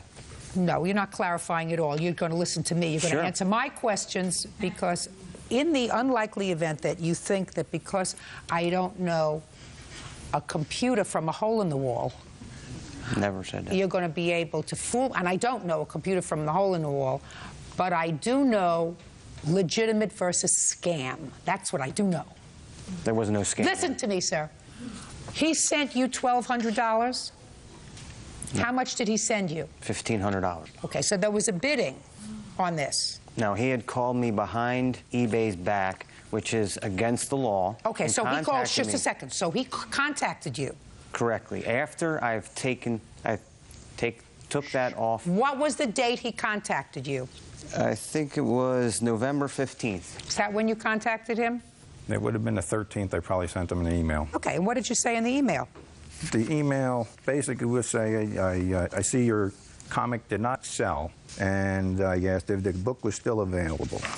He sent me an email on November 12th. Can I see it, please? The book is still available, and it's got his phone number on it. So you called him? Yes, I called him, and it was probably the 15th that we got together on the phone. Okay, called him, he called you, whatever. You got together on the 15th, and did you make a deal for this comic book? Yes, and I asked him, one, because I can see the picture of that book is a CGC-graded comic. A comic like that comes encased in a clear plastic case. It's sealed in here. It is not counterfeitable. It has a barcode. It's registered with the company that grades it. That's one that you have. That's not this one. Right. That's just a sample comic, just to show you what it is. I asked him when I talked to him, now this is a CGC graded book at 9.9. He said it was. I said, and you have the receipt for that? And he said he did. That convinced me we were dealing with the real thing. Okay. We agreed on a price of $1,500 then, and I wanted to try and pick it up the next day. I called him back. Because you realized, sir, if you made this deal for $1,500, that was an incredible bargain. Yes. Because the value of it was how much? I figured it could be worth $20,000. Okay. So you thought that you had some dumb guy who didn't know what he had. Yes. Right? Yep. Yeah, absolutely. Absolutely. Okay. It happens. I know it happens. There are a lot of dumb people out there. Right, and I'm one of them because right. I sent them the money. Because you got a piece of junk and he's got you $1,500. Right, exactly. Yep. Go ahead. So anyway, I tried to call him back an hour later because I had to arrange to. We're 6 hours away. Let me ask you a question. Cut to the chase. You sent him the $1,500. I wanted to drive up there and pick it up. That way, I give you the money. I got the book. It didn't happen. Due to my job and maybe his, I don't know, we couldn't get together. On the 22nd, he called up and talked to my wife. He said that he was going to send the comic down to us. If I liked it, I could send him the money. I said, well, that's an incredibly generous offer. On the 25th, we got a call back that said his wife wouldn't let him send the book. Not without it being paid for. Sure. Right? Can't blame a lot that. of scammers out there. Shh. Sorry. During that conversation, I said, well, I believed he had this book, that it was a 9.9 graded book. We arranged to wire the money, and that cost $109 actually, plus the $20 shipping. Still would be nothing if you could sell it for 20 grand. Absolutely. And I got to tell you, my wife is sitting there, and you're thinking I'm a nut and stuff, but I don't spend $1,500 on a comic. I never have. In this case, I would, and the only way my wife would let me do that would be I said, look it, I sell the comic, you keep the money. So anyway, I proceeded to wire Ray the money. Sounds like she's the only one who's got a brain here. Yeah. Judge Judy continues in a moment. He's already admitted malice. Listen to me. No, he just thought you were a schlemiel. He didn't realize that you were a scam artist. And later today, her children were coming to my house because they were starving, and I'm not using the term lightly. Where are your children now? My children are in foster care, Your Honor. How long have you been involved with drugs? Real cases, real people. Judge Judy. James Lovegren says he was ripped off by Raymond Donardo when he bought an Incredible Hulk comic book from him on eBay. You wired the money, sent you the comic book, and it wasn't what you thought it was. What it is just a strictly graded, and I could consider myself a professional grader. This book grades very good to fine condition. On a scale of 1 to 10, the 9.9 is on a scale of 10. This is about a 5.5. Its value is about $300. And so you contacted him immediately and he said, send me my money back. Yeah, I said, I don't know, When you put this 9.9 comic book on eBay, did you or did you not own it at the time you put it on eBay? I did not. Right. How could you offer to sell something that you didn't own? Because I was supposed to own it by the end of the bidding time, but that deal fell through. So that's where the problem is. That's a big problem. Correct. You can't put something on eBay that you don't own. Why can't I? Why? Because that's Dealerships like put cars on eBay that are on consignment. They technically do not own the vehicle. Having something on consignment, sir, is having a legitimate right to sell it. Okay. You don't have a legitimate right to offer something for sale that you don't own. Okay. And they just so happen to say, I will sell you this 9.9, and it happened to be the same comic book that you had that was that one, right? Same comic book, different condition, right? Correct. Karnak. What are the statistical probabilities of one schlepper who knows nothing about comic books having a nexus to two of the same comic books, The Incredible Hulk, at the same moment in history, and putting them on eBay at the same moment in history, one that's worth $300 and one that's worth $20,000? 1 in 10 million? More than that. More than that. They're One in. I'm not talking to you. I'm talking to my friend over here. all right. I thought One in 20 million? Probably more than that. So now I want you, Mr. DiNardo, to reduce what Byrd, who is a very conservative man, by the way, has calculated at a 1 in 20 million plus probability of you having your hands on the same two magazines at the same moment in history when he wanted to buy it. Reduce that for me. Okay. Actually, it was a week apart, but I had no idea that somebody that had sold so many comic books would think that he would be getting a $1,500 comic book that was sold for $20,000. It just did. I assumed that he was talking about the comic book that I originally had sold. It just doesn't make any sense that he would think, oh, okay, this comic book I'm getting for $1,500, and I'm going to make $18,000 off of that. Does that make any sense? It doesn't. He went behind eBay's back, which is illegal. Just a second, did you hang up the phone on him? No, I did not. But he's already admitted Listen to me. malice. Listen to me. No, he just thought you were a schlemiel. Oh. He just thought you were a schlemiel. He didn't realize that you were a scam artist. There's a difference between being a schlemiel and a scam artist. Let's say you go into somebody's house that's having a tag sale, and you see this comic book in a big old bin of junk that they say, listen, you can buy the whole barrel of stuff for $10. She says, I'm spending $10. This is worth $20,000. That's how a lot of people get paintings and wonderful pieces of antique stuff, because one man's treasure is another man's junk. You see, me, I wouldn't pay a quarter for this because it just doesn't appeal to me, right? Your wife wouldn't pay a quarter for this unless you told her you'd give her the profit, because she's just not interested. But what you did, sir, you see the statistical probabilities of you auctioning off around the same time two of the exact same magazines and one of the ads, putting down here. You have the other ad, by the way? No, I don't. No, you don't. You don't? Why wouldn't you have the other ad? Because I moved and the computer... Because you moved. Where? It's on eBay. Listen to me. Listen to me, sir. Move on this. Okay. Judgment for the plaintiff for the amount of $1,500. That's all. Can I have the comic book back? Bye. All these are excused. You missed up. Can I have the comic book back? You may not. Okay, thank you. Well, I had a client at work that was willing to sell me the book for $3,000. I was told there is only one in existence. It's owned by a comic shop in Hawaii. Its asking price is $50,000. Never sold a comic book, never used the eBay before, never sold or bought, and will probably not again. It's all scam. And now the next case. All parties in the matter of Popejoy Swihart versus Ward. Step forward, please. Student Rachel Popejoy and her father, Dwayne Swihart, are suing their former friend, systems analyst Margaret Ward, for misappropriating bail money meant for Rachel. Margaret says she used the money to buy food for Rachel's kids. Miss Popejoy, you were arrested. Yes, Your Honor. When? On November the 12th.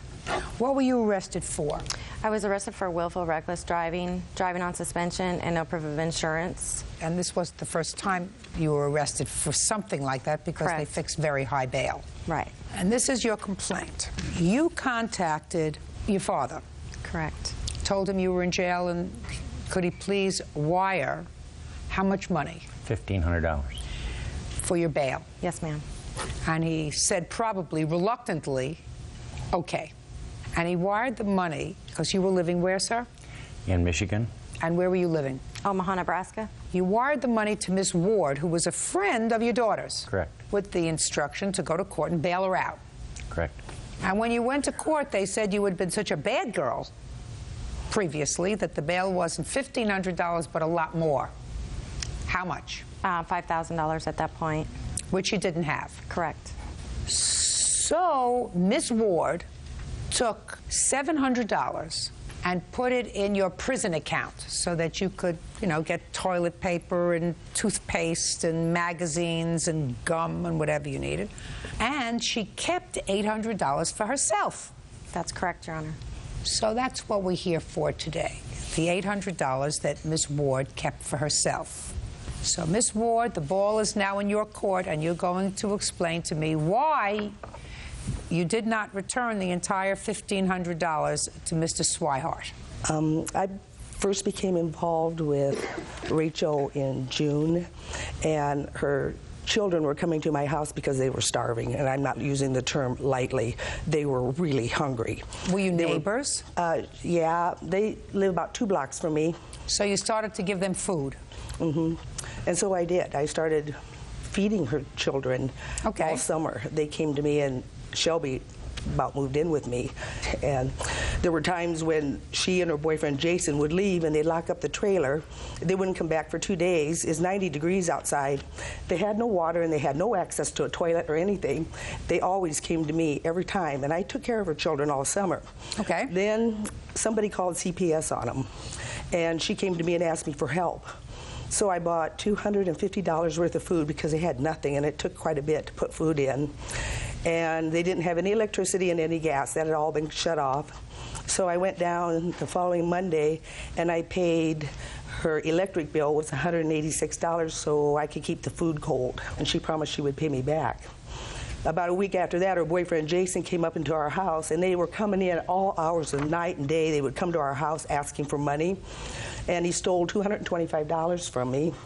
And then a week after that, he came up and he stole another $200 from my granddaughter. So after I couldn't put the bail money down, I mean, there wasn't enough money. She called me the same day and said she talked to them, and they said to put the $1,500, it was okay to go ahead and put that on her books. Well, I didn't really trust that, so yeah, after but you put only $700 on her books at the prison, and you kept $800. Yeah, for the money that they had stole from me and the money she promised to pay me back. Where are your children now? My children are in foster care, Your Honor. How old are your children? 15, 12, and 8. They don't have any relatives who can help take care of them? I don't have any family in Nebraska, Your Honor. What about you? We live in Michigan. That's not Mars. No, they can move up there anytime they want. Well, why don't you make an application to the court to take your grandchildren, sir? They told me they wanted to keep the children with my daughter. Who did? The counselors. Well, are you still with this boyfriend? Yes, I am. And we're both clean and sober, have been. We go to meetings every single night. For how long have you been clean and sober? For almost 90 days, Your Honor. I've completed a parenting class. I've completed a reactive behavior. I've taken several classes. Listen to me, my darling. How long have you and Jason been involved with drugs? For probably 6 months. And what about Jason? How long have you been with Jason? For about 8 months. I've known him for a couple of years. Listen to me very carefully. You're not supposed to be a selfish person. You're right. Do you think your children would be happier with their grandparents or in strange foster care? With their grandparents. Then you tell the social worker that you would love to be reunited with your children at the appropriate time. Now's not it. Probably until Jason has been clean and sober for 3-4 years. Until that time, the children would prefer to be with their grandparents. Okay, Your Honor. Okay, I know you say okay. You're not supposed to be selfish. Miss Ward, bottom line, my dear, you cannot resort to self-help. If you want to sue her for the money that she owes you. And if you want to sue Jason, sue him for the money you say he stole. But you can't take Mr. Swihart's money. Be ridiculous. Judgment for the plaintiff in the amount of $800. That's all. Parties are excused. You may step. Nita Mendelsohn is suing her son's former friend, 18-year-old Christian Luna, for slandering her on the internet. Anita claims Christian wrote nasty things about her on his MySpace page. Order. All rise.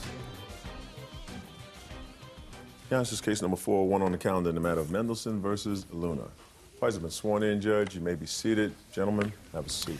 Miss Mendelsohn, this is your son. Yes, Your Honor. According to your complaint, your son and the defendant and some other boys, maybe some of these boys here, were friends. Yes, they used to. Well, you say that they didn't treat him nicely and they used him for rides and stuff when they needed him. Right, Your Honor. But at some point, according to you, this young man posted some very, very rude things about you. Right, Your Honor. On something called MySpace. Right, Your Honor. MySpace is one of these internet sites where people who have nothing better to do with their time go and chat about a whole bunch of nonsense. Right, Your Honor. Is that about what it is? Yes, Your Honor. Is that about right? Right. That's about right. You know, I always said that we could eliminate probably a third of the problems in this country if people actually had to shovel coal in a furnace for heat rather than spending all that spare time that they have making problems for other people and sitting behind their computers doing things other than for which computers were originally designed. Mr. Luna says, First Amendment. I can post anything I like on the internet because there's free speech in this country. That is your defense. Yes, Your Honor. Really? Yes. Is that what you think the Constitution says, Mr. Luna? Well, first of all, I didn't ask you first of all. That required a yes or a no answer, sir. Is that what you think the Constitution says? That you can say anything you want to about anybody? on certain grounds, yes. But I believe that I didn't write anything that really damaged her reputation as she claimed. All right. Well, then let's see what you said, because I had no clue about what you said here. First, Mr. Luna, since there is no issue, sir, that you posted these things about Mrs. Mendelson on this internet site, I'd like to know why you did it. Okay. Well, it all started when myself is the same person, I assume, unless you're bipolar. Me and my friends were talking just online, just joking while we were waiting for our classes. And then we just talked about certain stupid things, I know. And then... You talked about stupid things while you were waiting for change of classes in college? Yes. Is that what you're telling me? Yes, we were online. Who's paying for your school? My father. Your father is paying for you to Yes. be in school and talk about stupid things with your friends in between classes? Is that what you think you're paying for, sir? Not really. Good, perfect. Love to hear it. You and I are going to get along just fine. Go ahead. Well, we were just waiting for our classes because I don't care why you were waiting for your classes. I asked you why you said bad things about Mrs. Mendelson. Well, it was just to relieve our stress and frustrations. Why don't you from get a her. job? Well, I had school. I'm a full-time college student. Well, then why are you writing about Mrs. Mendelson to relieve your stress? Because beforehand, she was making comments about us, me and my friends, specifically. Oh, on the internet? No, like to her son. So she was having a private conversation with her son about you and your friends? Yes, and then... She's allowed to do that? Yes, but it was very rude and very untrue. And she assumed many things, and she would tell him... Who cares? Who cares what she assumed? She's having a private conversation with a child. She's not publishing anything. Let me see what you wrote about her. I have it right here. Did your father see it? Yes. When did you show it to him? About a month ago. When did you write it? October 26th. So why did you wait so long to show your father? Well, because, number one, I was trying to handle my own business. And then the month after October 26th, I actually forgot about the conversation, because that is a conversation between me and Derek. You know what I find most distressing about this, Mr. Luna? Is that you're illiterate, and so is your friend. And that your family is wasting a whole lot of money sending you to college and getting an illiterate person at the end. Mr. Luna? Can I say something, Your Mr. Honor? Luna, did you read this? Yes, Your Honor. I read it lately, Your Honor. Stand up, sir. May I say something about the case, Your Honor? No, you may say nothing about the case, sir. You may answer my questions. First of all, Mrs. Mendelson, I have just read this. Yes. Okay? This is not actionable, which means that you can sue, but you're not going to win. What is written here, if I can read it, Yes, because Your Honor. it looks like it's written by somebody who was educated in some third world country where they only go up to kindergarten. Watch what W-A-T, you say about her, cuz, C-U-Z. She might come to your house, Y-R, and do crazy, and that's a bad word, I'll leave that out, like castrating you and sewing I'll use a different word, testicles back on backwards and sewing your foot and you with it. Okay? It's stupid. Do you know what? That's what you're complaining about, right? Yes, Listen Your to me. Honor. Listen to me. I didn't know what he had said about you. What he said about you was stupid. Nobody takes it seriously. Nobody's thinking you're going to come to somebody's house and you're going to do that to them. He's just being stupid. So it doesn't even amount to free speech. It amounts to the rantings of some juvenile who's just being dumb. Do you understand? Yeah. And I was really upset because... Well, I can understand you were upset, but I'm that's not not an actionable. immoral Now, person. was this young man your friend, Mr. Luna? Yes, we were very close. You say some bad things about him. Well, it was jokingly. Well is not an answer, sir. You say if you were very, very close. Why do you say bad things about him in here? It's friendly banter between us. That's what we do. Who was bantering here? Not him. Well, it's between me and... No. Between you and him. Yes. Not you and him. You weren't bantering with each other, calling each other funky names. You were bantering with him, and you were making fun of him. Mr. Luna, that makes you not a very nice person when you say he was a friend of mine. Yes, but all of us are friends. We do the same things to each other. But Does he have a car? Yes. Do you have a car? No. Who drove you around? Well, sometimes Irving drives me around, sometimes my friend Manuel or Derek recently. But it's not like I'm... It's not like you're using him or anything. Yeah, no, not at all. Judge Judy continues in a moment. Irving, stand up next to your mother. Did you ever tell this young man that your mother accused him of using drugs? Not exactly. And later today... You had a court date you don't remember? What kind of court date did you have? It was actually court for his paternity test. He has children? Yes, ma'am. Wunderbar. Real cases, real people. Judge Judy. Anita Mendelson claims her son's former friend, Christian Luna, slandered her on the internet. Christian says he has the right to free speech. Mr. Luna, your son did a disrespectful thing, but not actionable. So you don't have to worry. He doesn't have to pay Mrs. Mendelson any money. I don't know if he's a nice young man or not a nice young man. Only you know that. Can I say something, Your Honor? Yes. He's a nice young man. In fact, he helped Irving in his religion class, and he's kind of mentoring this guy. I mean, they were friends, Your Honor, and it all started... Did you read this? Yeah, I know, I read it. But it all started when Mrs. Mendelson tried to blame my son and his friends that they are using drugs. Yes. And she's trying to, separate his son from these guys who are nice people. I just don't know why Mrs. Mendelson is so mad at my son. Maybe you want to tell me, Mrs. Mendelson? The truth, Your Honor, is that I never said that they're using drugs. It was a lie. What I told my son is that because I saw a lot of this abuse from Christian sending all those messages against him, and I told my son, stop giving him a ride and transfer to other school. And I didn't mention anything about drugs. You're wrong. Who told you that Mrs. Mendelson accused you of using drugs? Her son. He told you? Yes. Irving, stand up next to your mother. Did you ever tell this young man that your mother accused him of using drugs? Not exactly. What do you mean, not exactly, Irving? Well, she said that she doesn't want me hanging around people who do drugs. Okay, so? And in that sense, that's what I said to Christian. But she never accused Christian of doing drugs? No. That's your answer, Mr. Luna.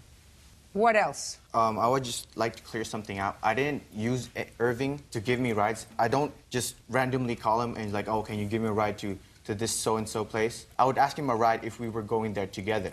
But I've never used them just Christian, I want you to listen to me very carefully. Okay. Having access to a machine like a computer and access to a place like MySpace where you can say very damaging and hurtful things doesn't mean that you should use it. When you write something like this, even though it sounds asinine, juvenile, and stupid, it was still hurtful to Mrs. Mendelson. It's not the kind of thing that the courts will take action about, but it's the kind of things that you shouldn't write about one person because it's just unkind. And you can't hide behind the cloak of anonymity when you do that because it's out there for millions and millions and millions of people to read. And it's hurtful. And I say this to you and to your friends and to you and anybody else who uses the internet. Once you put something down and go send, or whatever you do, because I don't use that machine, it's out there, and it's out there forever, and it's hurtful. You have to be careful. Now, what your son said about her was unkind. I know that, Your Honor. Very good. Then you tell him he did the wrong thing? Tell him to apologize to her? In fact, say, shh, I'm sorry. I'm sorry, Mrs. Mendelson. Okay. That's it. Just don't do it again, ever. Thank you. That's all. Thank you very much. Parties are excused. You may step out. Well, I agree with Judge Judy that what I wrote is obscene. I just hope he will stop the abuse towards my son now. And I agree that it was offensive, but I am really sorry about it. And now the next case. All parties in the matter of Corville versus Corville, step forward, please. Tina Corville is suing her estranged daughter-in-law, Jennifer Corville, for an unpaid loan and car insurance payments. Jennifer says Tina's son is a deadbeat. This is the son? Yes, ma'am. And this is your soon-to-be ex-daughter-in-law. It is your claim that while she and your son were living in your home, you made a series of loans to her. Yes, Your Honor. Ms. Corville says that you made gifts to her because she was the only one working in her family. Your son wasn't working, so she did some car payments made in order to get her back and forth to work, and some insurance payments made on the car. I have a few questions. Yes, Your Honor. How old are you? 25. What do you do for a living? I'm unemployed at the moment. How long have you been unemployed? For not that long, because I had a job January 1st whenever I had put her out. Listen to me. Listen to me. How long have you been unemployed? Since January 1st. Of 2007? Yes, ma'am. Prior to January 1st, 2007, your mother says that you weren't working a good part of the time.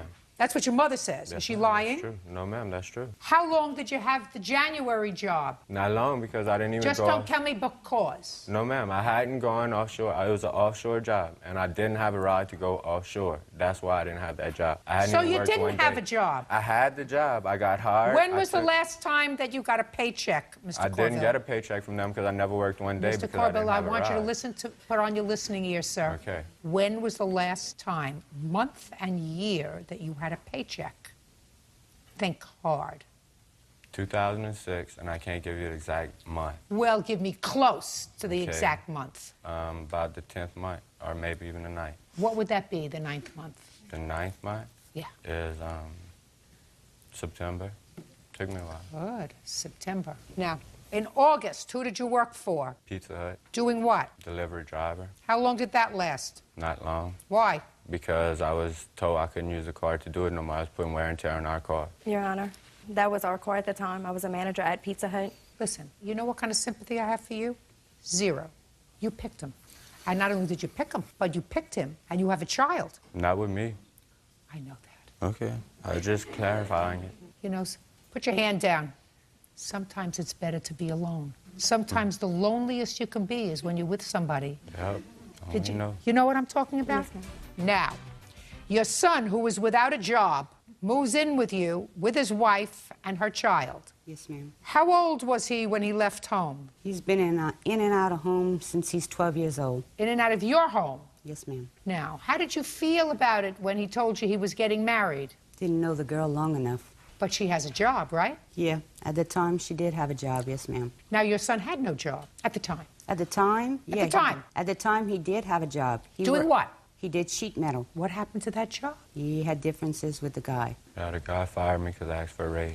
And what did he say when you asked him for a raise? He told me he didn't feel that I deserved it, and if I felt like I really needed it, I could go look for a job elsewhere because I no longer had one with him. No, that's not what he said.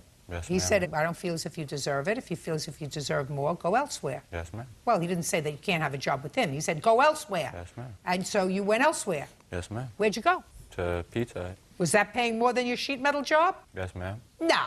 With the tips, yes, No. ma'am. Okay. Now, tell me about this first loan. After they got married, they moved in with you because he's not working, right? Yes, yes, Shauna. Were they paying rent in your house? Not at the beginning, no. Were they paying rent later? When the second go around, they were going to pay rent. They moved in twice last year. Fine. Well, the second time they moved in, did they pay rent? 1 month. How much? $150. And who paid the rent? My son. What was he doing? He was working for Trim. Newcom. Yeah. What happened to that job? We had went and we had a court date for me and her both to attend to, and we asked the What kind of court instructor- date? I don't really remember, to be honest with you. You had a court date and you don't remember? Yes, What kind of ma'am. court date did you have? It was actually court for his paternity test. Yeah. It wasn't nothing to do with me. But For we a paternity, left. quiet. For a paternity test for what? His second child. He has children? Yes, ma'am. Wunderbar. He has two, one for two different women.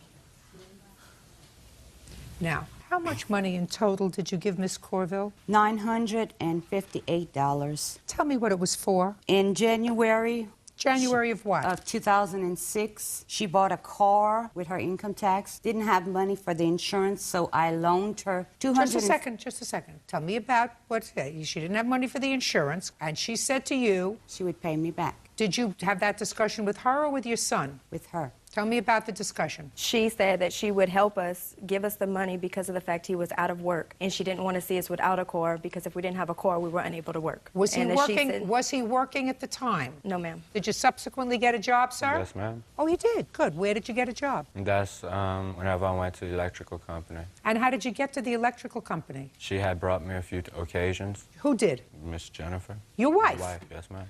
What's next? In May, she called me at work crying because she had a payday loan that she had taken before they were married, crying because she was going to get arrested. Could she please borrow some money? Is that right? It is. Good. How much was that? $305. 80. That you owe her. Go ahead. Then in September the 19th, their ABC insurance canceled. So they had to find new insurance. They had to find new insurance? She had to find new insurance. Where were you working? You told me you were working in September, sir. Yes, ma'am. That's whenever we were both working at Newcom. Oh, okay, so you were both working? Yes, ma'am. And you were using her car to get there? Yes, ma'am. Ah, good. Perfect. So I paid her down payment for $155 That's for fine. the Geico. That ensures that your son is working. Perfect.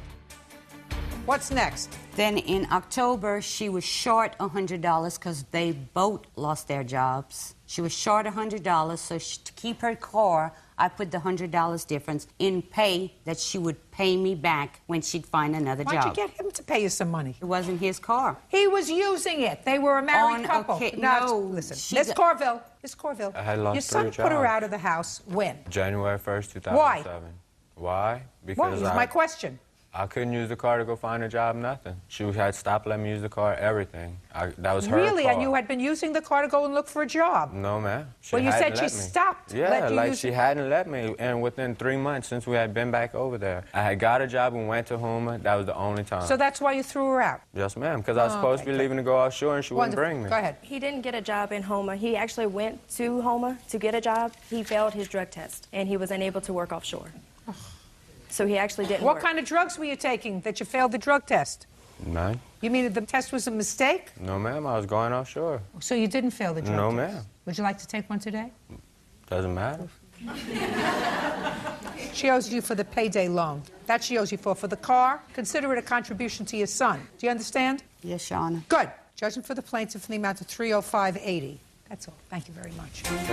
Parties are excused. You may step out. Case administrator Tony Williams is suing her cousin, 20-year-old Sir Williams, for various household bills. Sir is countersuing, claiming Tony bleached his clothes. Order. All rise. Now, this is case number 520 on the calendar in the matter of Williams versus Williams. Parties have been sworn in, Judge. You may be seated. Ladies, have a seat. What's your first name? Sir. Is that what people call you, sir? Yes, ma'am. Okay. Interesting first name. Thank you. Miss Williams, this is your cousin. According to your complaint, you leased an apartment with him, with one other person? With him, yes, ma'am. Just with him? Yes, ma'am. And your agreement was as follows, that you were going to pay the rent and he was going to pay the utilities. Yes, ma'am. The utilities were in your name. He didn't pay the utilities. According to you, he owes you several $100s for the utility bills before he moved out. And in addition, because he didn't pay the utilities, he ruined your credit, so you want him to pay additional damages to you. Sir says that there was never any agreement for him to pay the utilities, and in addition, this has nothing to do with anything other than a family dispute that you have, which caused you at some later time to come to his home, where he had moved with his grandmother, and you came and you poured bleach and you ruined his clothing and his shirts and his shoes, and you have some property that belongs to him. When did you sign this lease with your cousin? Ma'am, I have the lease agreement right here. He signed it on the 25th. Actually, he signed it on 6/20/04. Where had you lived before? With my grandmother. Were you working at the time you moved in with your cousin? Yes, ma'am. Who were you working for? ABS Janitorial Services. How much money were you making? $9 an hour. Working 40 hours a week? Yes, ma'am. Your cousin says that you had an agreement that you were supposed to take care of the utilities. No, ma'am. Why in the world would she sign a lease with you? You did sign a lease, didn't you? Yes. And you not have any responsibility to pay any of the bills at all? No, I moved in with her. She said she was going to help me get on my feet. She was about to get a house built, and I was going to move out and get my own apartment. But you signed the lease? Yes. That's for my apartment credit, so I could get my own apartment. I wouldn't have that much hassle. And when did you move out? I got put out. When? The end of August, beginning of September. When did you put him out? Ma'am, actually, I didn't put him out, but it was in October. My cousin, we had a birthday party for him on October 2nd. He stopped by with his nephew, picked up some things, and that's the last time I saw him. I haven't even spoken to him since all this happened, to be honest with you. Ma'am, actually, she did put me out. She told me, give him my house key, get out, and if you don't have all your stuff out here by Sunday, it's going to be scattered out across the apartments. You lived there for 3 months. Correct. What did you do with all your money? Nothing. I bought my clothes. I bought stuff that I needed. And you didn't give your cousin any money? No, I wasn't supposed to. I didn't ask you whether you say you weren't supposed to. That's what grown-ups do when they have a job. Sir. Okay. They take care of their own responsibility.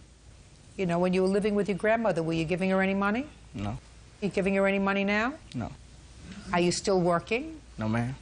Well, did you lose your job? Yes, ma'am. Why? According to my job, I had a lot of calls coming in from her and her friend that, they said that they were being rude with them. They used to call my job for unnecessary stuff like, I'm his girlfriend, there's an emergency, and all this other type of thing of that sort. That's what my job was told to me. You got to start taking care of your own responsibilities. You have a girlfriend? Yes, I do. You don't have any children? No, ma'am. Take your girlfriend out? Nope. He was supposed to take care of the utilities? Yes, ma'am, he was. Tell me what you told him when he moved in. Actually, madam, there's a history behind this. Back in 2002, I got out of the military. I'm in the United States Marine Corps. He actually lived with both my sister and I. We were roommates. We rented a house. We stayed there for a year. When our lease was up, we moved into an apartment. I was purchasing a home. Sir was with us the whole time. Yes, I was helping him out. He was my brother. He asked me if he could be my brother. We were raised together. She's my grandmother, too. We moved into this apartment.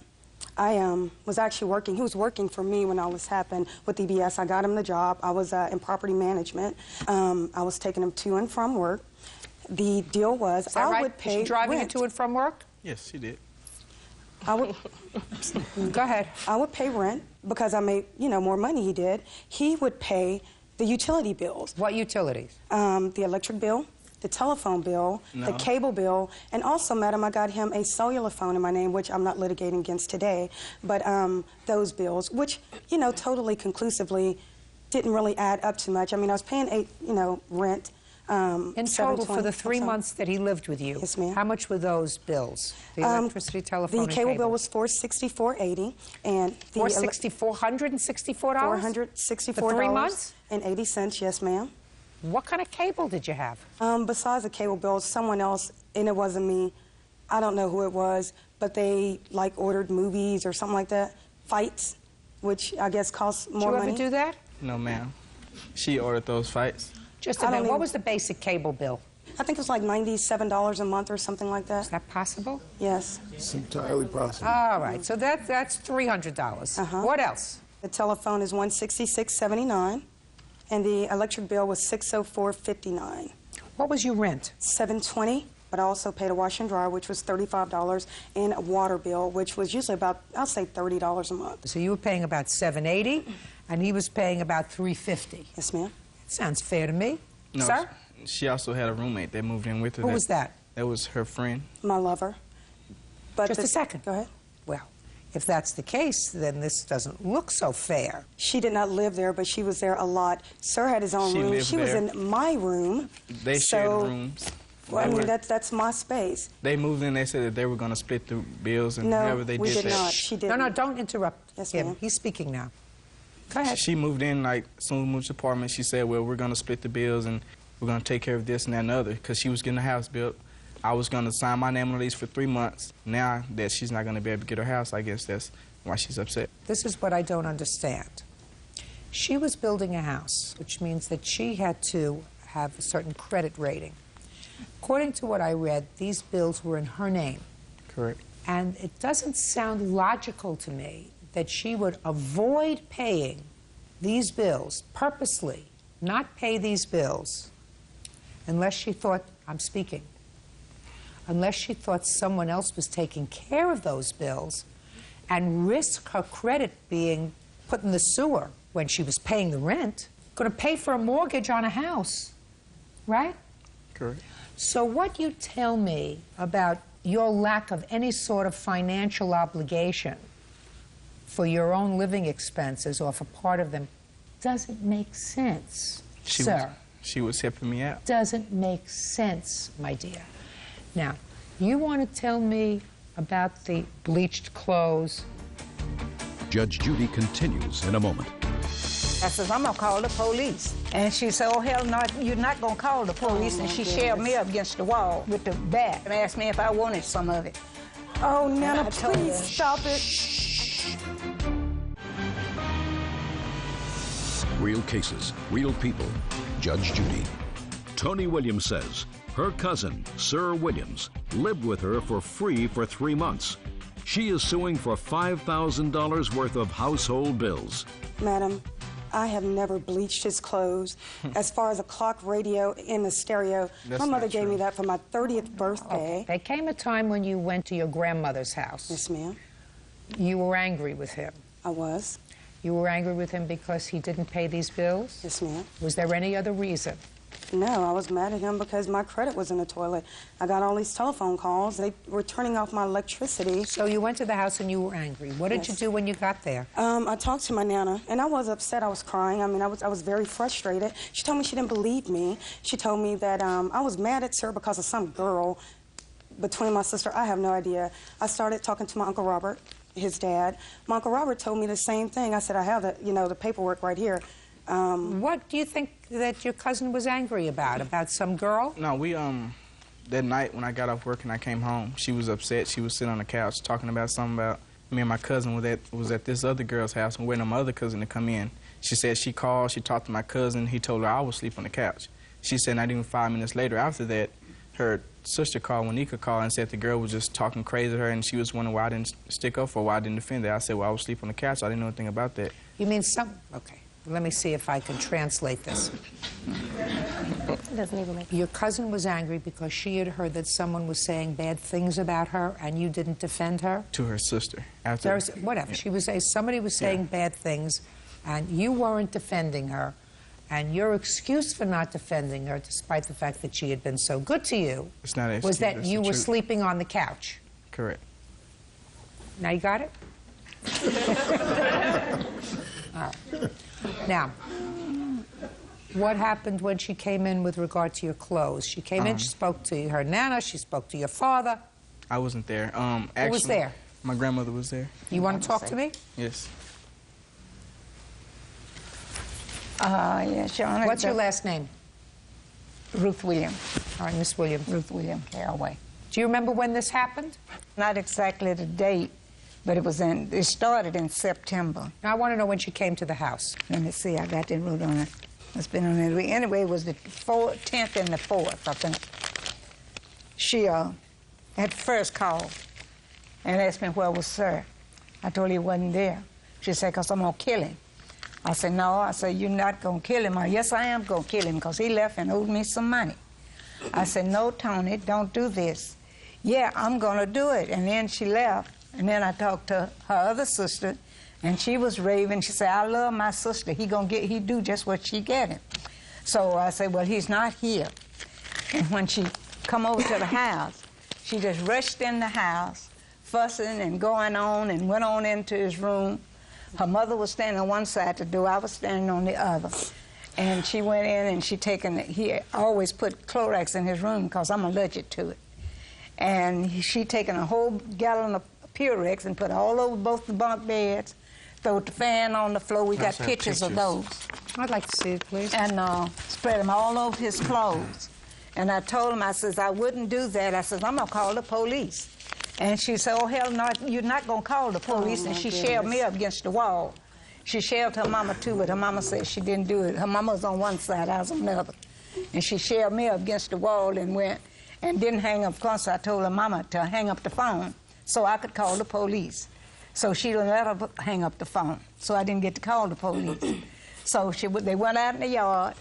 I called and told my brother-in-law to tell Sir, don't come home. I said, because Tony's over here saying she gonna kill it, and I don't want that in my house. They stayed at my yard about 3.5 hours, raving and cussing and dragging a whole box of these clothes out there and filled them full of water. And that's where they left her, and she went and got a baseball bat. She come back to the house. That's when I said that she needed help. She come back to the house and was going to run in. Her mama said, shut the door, don't let her in. So I had the screen door closed, and she just snatched the screen door, which I got a picture of that too, and pulled it loose and asked me if I wanted some of it. Oh, Nana, please stop it. I told her no, that she wasn't going to get in, to leave my house, and don't ever come back anymore, because I've never had a granddaughter to disrespect me as much. She said, well, I'm going to get him when he come home. So her mother, her sister, and I guess that was her other lady friend. Anyway, it was a friend of hers. They stayed in my house about 3.5 hours, sitting out on the porch with a baseball bat, waiting for him to come home. So when he come, I just showed him the room. She showed I have a bruise on this hip, and my shoulder I can still feel. Nana, please stop. I told her, my daughter, I thought it was all over till he got a summary that saying he was going to court. I don't know why I had the pictures taken, but I had them taken because I felt that I needed proof to show that something had happened. Real cases, real people. Judge Judy. Tony Williams says her cousin, Sir Williams, owes for 3 months' worth of rent and bills. If you're 20 years old and you're working and you have a job and you have a cousin who before all this happened was very good to you, right? Correct. According to you, if I'm to believe you, she was really very good to you for a long time because you lived with her more than 3 months, right? And I never paid rent. I'm not talking about paying rent. That doesn't make you a star, the fact that you lived with her for more than 3 months and didn't pay rent. That makes you a bottom sucker. No. Now, listen to me carefully, my dear. She says that you lived with her before. I never paid rent. I never was supposed to. I understand you didn't pay rent. She said you lived with her before, which means she was good to you. Correct. So why is she suing me then? After I'm finished with him, have a big boy discussion with him. Maybe he'll get it from you. Maybe he'll get it from you. You have to explain to me, sir, why someone who has had a history of being nothing but nice to you, let you live with her, supported you, got you a job, all of a sudden would turn on you like that. You have to explain that to me. It doesn't make sense. There's no explanation for that. I don't know why she did that. Are you still in the military? No, ma'am, I'm not. You didn't have a psychiatric discharge, did you? No, ma'am, I didn't. Not crazy. She bleached my clothes. No, ma'am, I did not. Just a second. Miss Williams. Miss Williams, listen, look at me. Yes, ma'am. Angry. You were, I believe, your grandmother. You went to the house, you and a friend, and you were absolutely beside yourself for whatever reason. So I believed you bleached his clothes. I did not, madam. Showed them pictures. Yeah, you probably did. I'm sorry. Probably did. I did not. Probably did. I have a witness here can attest to this fact. Not only was it us, it was not another woman with me. It was myself, my sister, who drove me over there because I was upset. She didn't want me driving. There was a guest, a neighbor, actually, who came over to us, and we were not in the yard 3.5 hours. I was in there maybe 45 minutes. I don't know. I was upset. Long time. My mom was calming me down. I did not have a bat. Anyway, this neighbor came over to us. I even had a friend that came in. Sir owed him money. I'm guessing. That's what he told us. My sister can attest to this. I did not bleach his clothes. I didn't even steal my radio that he stole from me, that my mother gave me on my 30th birthday. And as far as those pictures, to be honest with you, I think maybe they staged that. I love my grandmother to death. Now, you have no clue as to how much you've hurt me today. You have no idea. And to say that I hit you, I would never intend to yell and scream at my mother, too. I wasn't even raised that way. Just a second. So you're not saying that she hit you? She shoved me. Shoved you? Yeah, up against the wall like that. Miss Williams, I believe that you are owed a certain amount of money. I believe that your cousin agreed to pay for the utilities. No, I did not. Don't interrupt me! Listen to me. I may be wrong. This may be one of the few times since 1947 that I have been wrong. It's not. I'm willing to live with it, because if you did not agree to pay some share of the living expenses. I'm prepared to be comfortable in the fact that you should have. So I find that there was an agreement, and if I'm wrong, I'm prepared to live with it. Do you understand, sir? Sir, do you understand that, sir? I don't think I should have paid anything. You wouldn't. Listen to me. Don't speak to him. Don't speak to him. Because if that was the case, why would all the other times when I stayed with her, I wasn't obligated to pay any rent? Why all of a sudden now her bills get outrageous? Now she wants Because me to now, pay. sir, you are a big boy. And you signed the lease. And you owe her $1,070. Also, the lease says that I was an occupant. She was the leaseholder. And you've got a big fresh mouth, so I'm dismissing your counterclaim. That's all. Step out. Parties are excused. You may step out. David and Janelle Rennie are suing Janelle's son, Keith Harvey, for car payments on a Ford Explorer and for a series of unpaid loans to help him get back on his feet. All rise. Now, this is case number 447 on the calendar in the matter of Rennie versus Harvey. Parties have been sworn in. You may be seated. Mrs. Rennie, this is your son and your stepson, sir. Is that correct? Yes, ma'am. And, Mr. Rennie, it is your claim that Mr. Harvey owes you and your wife money for a series of loans that you made to him. And in addition, he owes you money for taking care of his 11-year-old son, who he left with you when he moved out. Yes, ma'am. Mr. Harvey says that you volunteered to take care of his son and that this money that both you and his mother gave him were gifts. That's your defense. And you're sticking to it. Yes, Your Honor. How old are you? 32. How many children do you have? 3. How many live with you? 2. How old are they? 5 and 3 months. Is the mother of the 2 children also living with you? Yes, Your Honor. Were you separated from her for a period of time? Yes, Your Honor. For how long? Well, it's 5, 6 months. And how much after you got back together again did she become pregnant? How much? Immediately. You moved Yes. back together when? Yes, ma'am. Yes, Your Honor. Yes, what? I know that you moved back together. When is the question? Trying to think. You were living with your mother and a husband, with your 11-year-old son. Where's his mother? She lives in Jacksonville, Florida. Anything wrong with her? No, Your Honor. Do you have legal custody of him? No, Your Honor. Who does? She does. Well, why was he living with you? These are not hard questions, sir. You should be able to give me a quick answer. She's a deadbeat mother. Well, deadbeat mother means she doesn't pay any support. That's She doesn't different. pay any support. If she has legal custody, she's supposed to have him with her. Yes, Your Honor.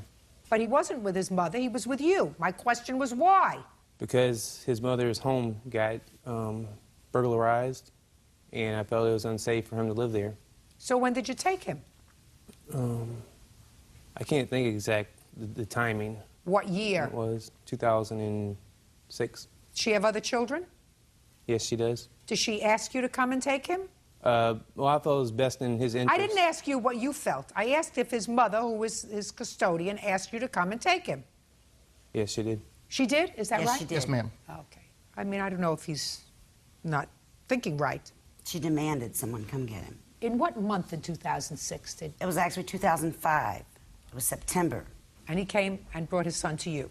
In the beginning, his son lived with my daughter, his sister, and then in January 2006, he brought him into the home with us because my daughter could no longer take care of him.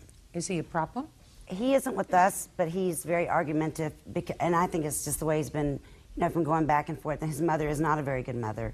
She never gave him a lot of attention and stuff, so he can be difficult. Well, when you have 2 non-parents, it's hard to grow up yourself. That's exactly right. I'm just curious, Mr. Harvey. Well, you don't know dates. Your mother will tell me. When did he move out of your house? He actually physically moved out of our house in February '06. Leaving his son with you? Yes, ma'am. Is he still there? He's still there. How's he doing? He's doing great. Why don't you just keep him there? I think that's what we're going to do. Have you gone to court for custody? Yes, ma'am. We have temporary guardianship and custody right now until the juvenile district makes it permanent. And that can be any time now. Who pays support for him? No one at this time. Not him? His father was paying support up until July of '06, which automatically comes out of his paycheck and goes through the court system, and the mother was receiving it, and she was keeping it.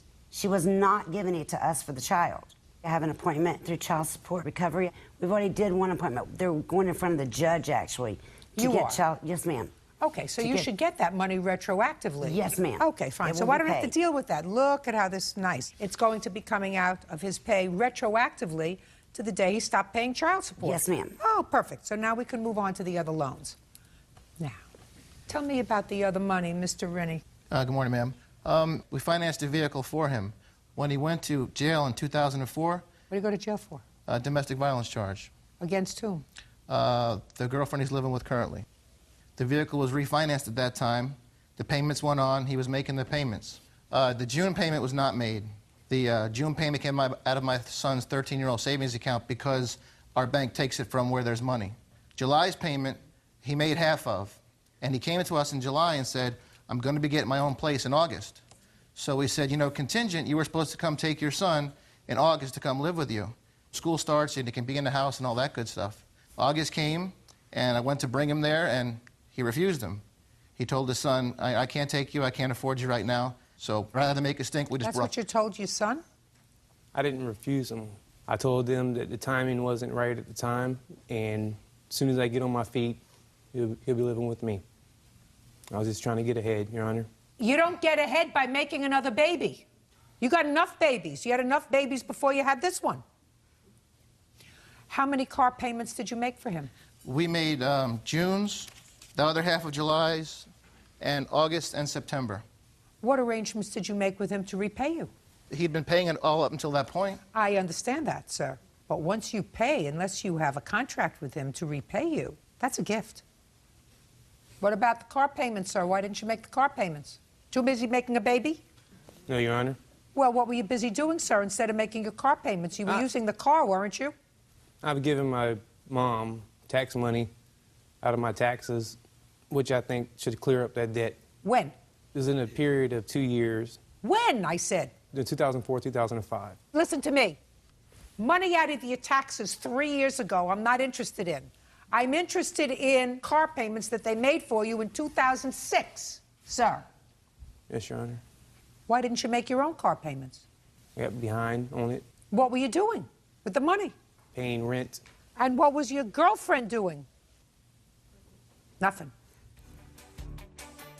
Judge Judy continues in a moment.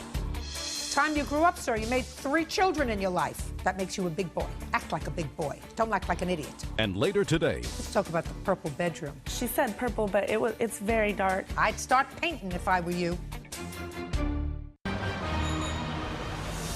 real cases, real people. Judge Judy.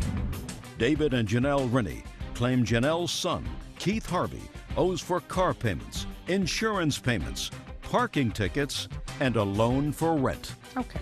What else, Mr. Rennie?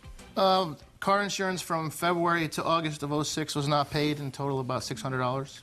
Well, why did you pay for the insurance? Why didn't you just cancel the insurance, put a boot on the car? The insurance was on our policy, and we were just trying to help him. I understand that, but he didn't pay it. So why didn't you just go repossess the car? We figured having a car was necessary to have a job, to take care of the children. We tried to help every step of the way. I understand that. That's a gift, not a loan. Well, we had to improve his policy on the car because he's a courier. So we had to add extra stuff. So he came to us. And said what? And said, Mom, David, I need you to add these extra coverages so that I'm covered under my job, and I will pay the insurance. But he didn't. But he didn't. So why did you continue to pay it? Well, we canceled that in August. In August. August. Good. So for July and August, we added more coverage. Okay, and how much was the additional coverage for July and August? It was an extra $40 a month. What else? In September of '06, my wife received a call from the police department. The vehicle was downtown. Shh. You had the discussion with the police? Yes, ma'am. As a result of that discussion, what did you do? His girlfriend was driving the truck. She had gotten numerous amount of parking tickets, which we didn't know, and they had put a boot on the automobile. Sounds perfect to me. So I had to meet the police officers downtown to keep the car from being towed into the lot and having to pay extra storage fees and stuff. Had to pay the tickets and got the truck released back to us. So where's the truck now? We have it. Perfect. So you have it. You have another car? Yes, Your Honor. From where did you get another car? Honda, When? 3 months ago. Where'd you get the money from? Why are you looking at me like I'm speaking some sort of foreign tongue?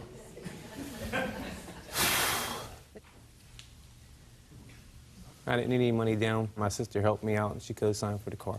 Your sister? Yes, Your Honor. That your daughter? Yes, ma'am. We tried to talk to her. We told her, you know, we still have the payments from the truck that we financed. It's $320 a month car payment. We still have to make that payment. What else? The tickets totaled $412. And in August, my wife loaned him money for his first month's rent of $980. Why did you do that? And I don't know why I did it. He calls me, makes me feel bad. So I met him and I helped him. I assume by now you've learned your lesson. Yes, ma'am. Did you tell your mother you would pay her back the rent money? No, Your Honor. You didn't. What did you tell her? She told me she'd help me out at the time. Were you working? Yes, Your Honor. Who were you working for?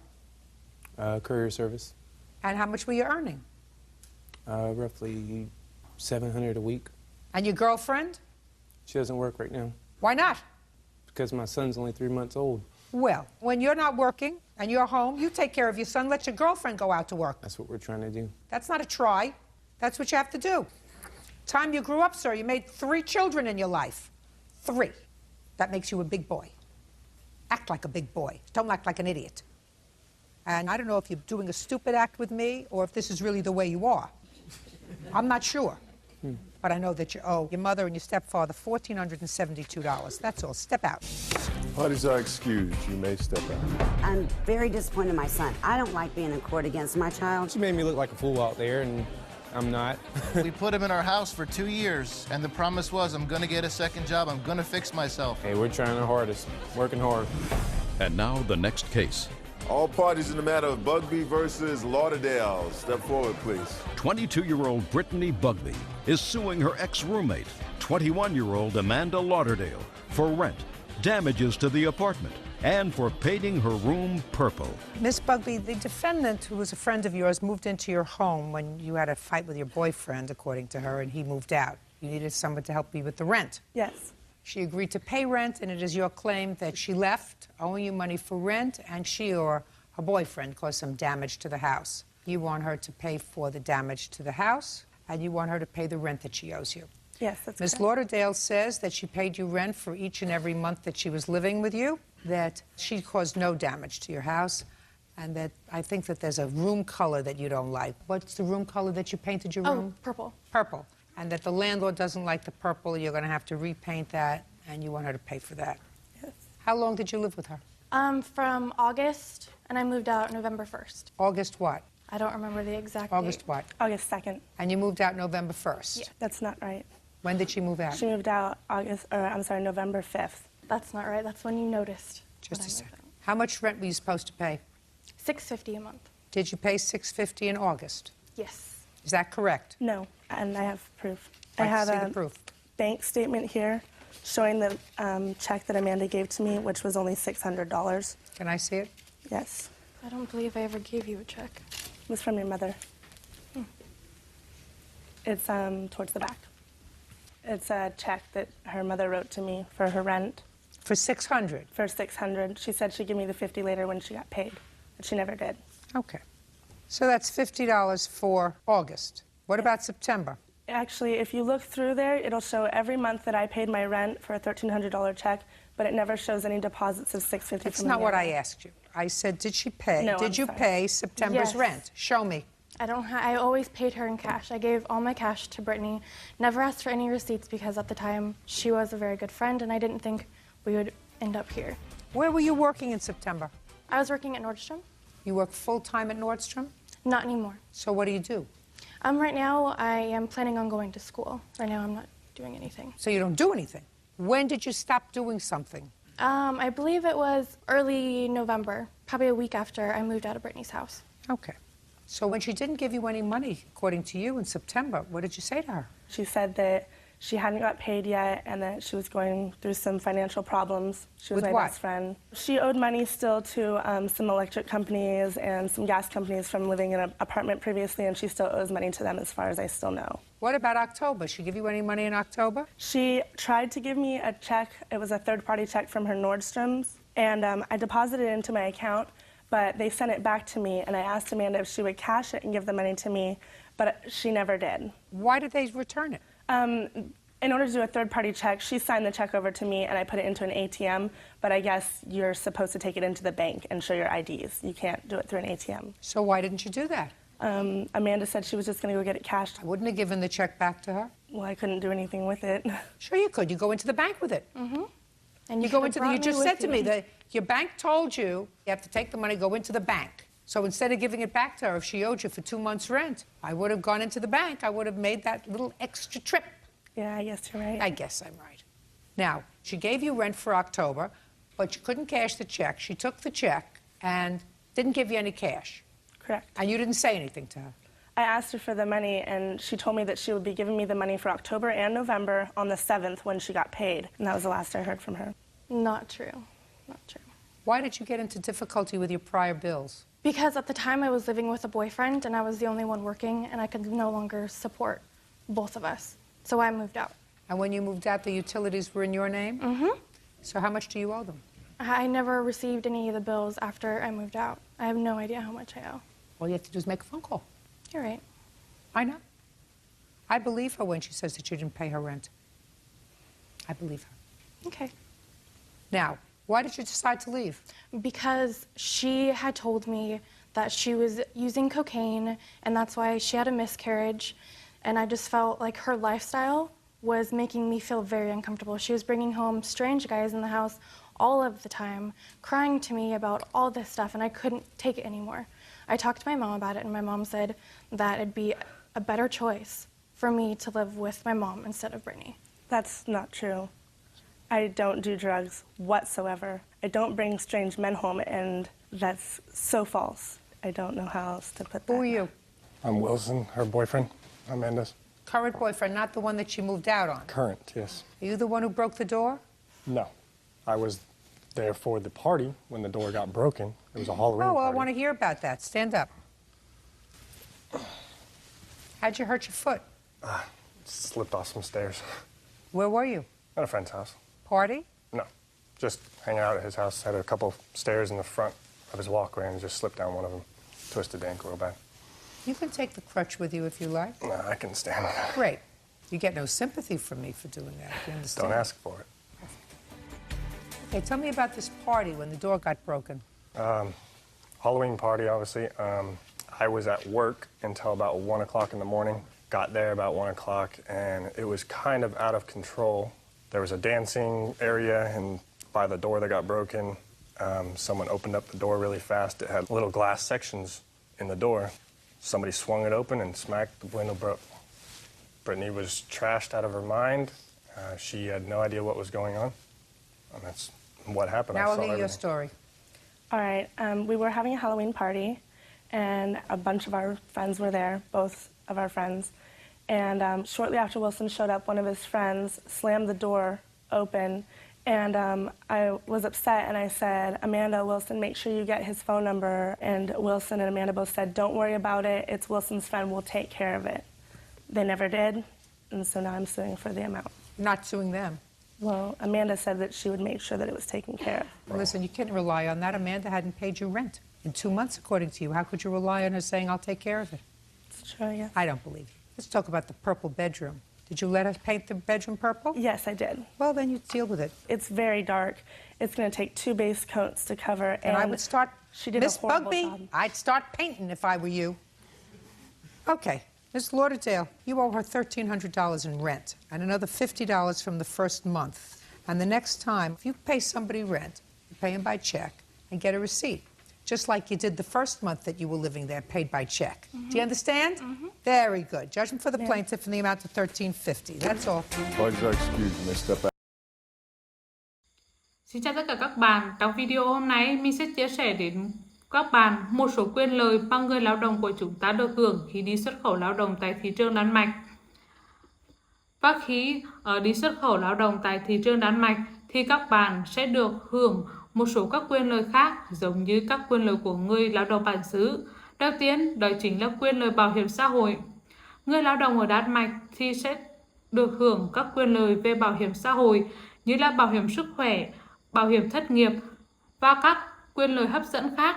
Và hệ thống bảo hiểm ở nước này thì sẽ giúp đảm bảo cho có sự ổn định tài chính cho người lao động của chúng ta trong các tình huống khác nhau. Thứ hai, đó là chế độ tăng lương hàng năm. Ở Đan Mạch thì thường sẽ có những chính sách tăng lương hàng năm dựa trên hiệu suất làm việc của người lao động. Thì điều này sẽ tạo các cơ hội cho việc nâng cao thu nhập theo thời gian. Quyền lợi thứ ba đó chính là cung cấp nơi ăn ở miễn phí. Chủ sử dụng lao động thì sẽ thường cung cấp các điều kiện sống căn bản, bao gồm như chỗ ở và đồ ăn miễn phí dành cho người lao động của chúng ta. Quyền lợi tiếp theo đó chính là nghỉ làm vào các dịp lễ. Người lao động sẽ được tận hưởng quyền nghỉ làm vào các dịp lễ quan trọng của đất nước Đan Mạch, giúp các bạn có thời gian để nghỉ ngơi và thư giãn. Quyền lợi thứ 5 đó chính là hỗ trợ di dân và chế độ phúc lợi gia đình. Cả gia đình của người lao động sẽ được hỗ trợ trong việc làm và thủ tục di dân cũng như là hưởng các chế độ phúc lợi từ chính phủ Đan Mạch. Và sau 5 năm làm việc hợp pháp thì gia đình bạn có thể làm các thủ tục di dân để định cư lâu dài ở đất nước này.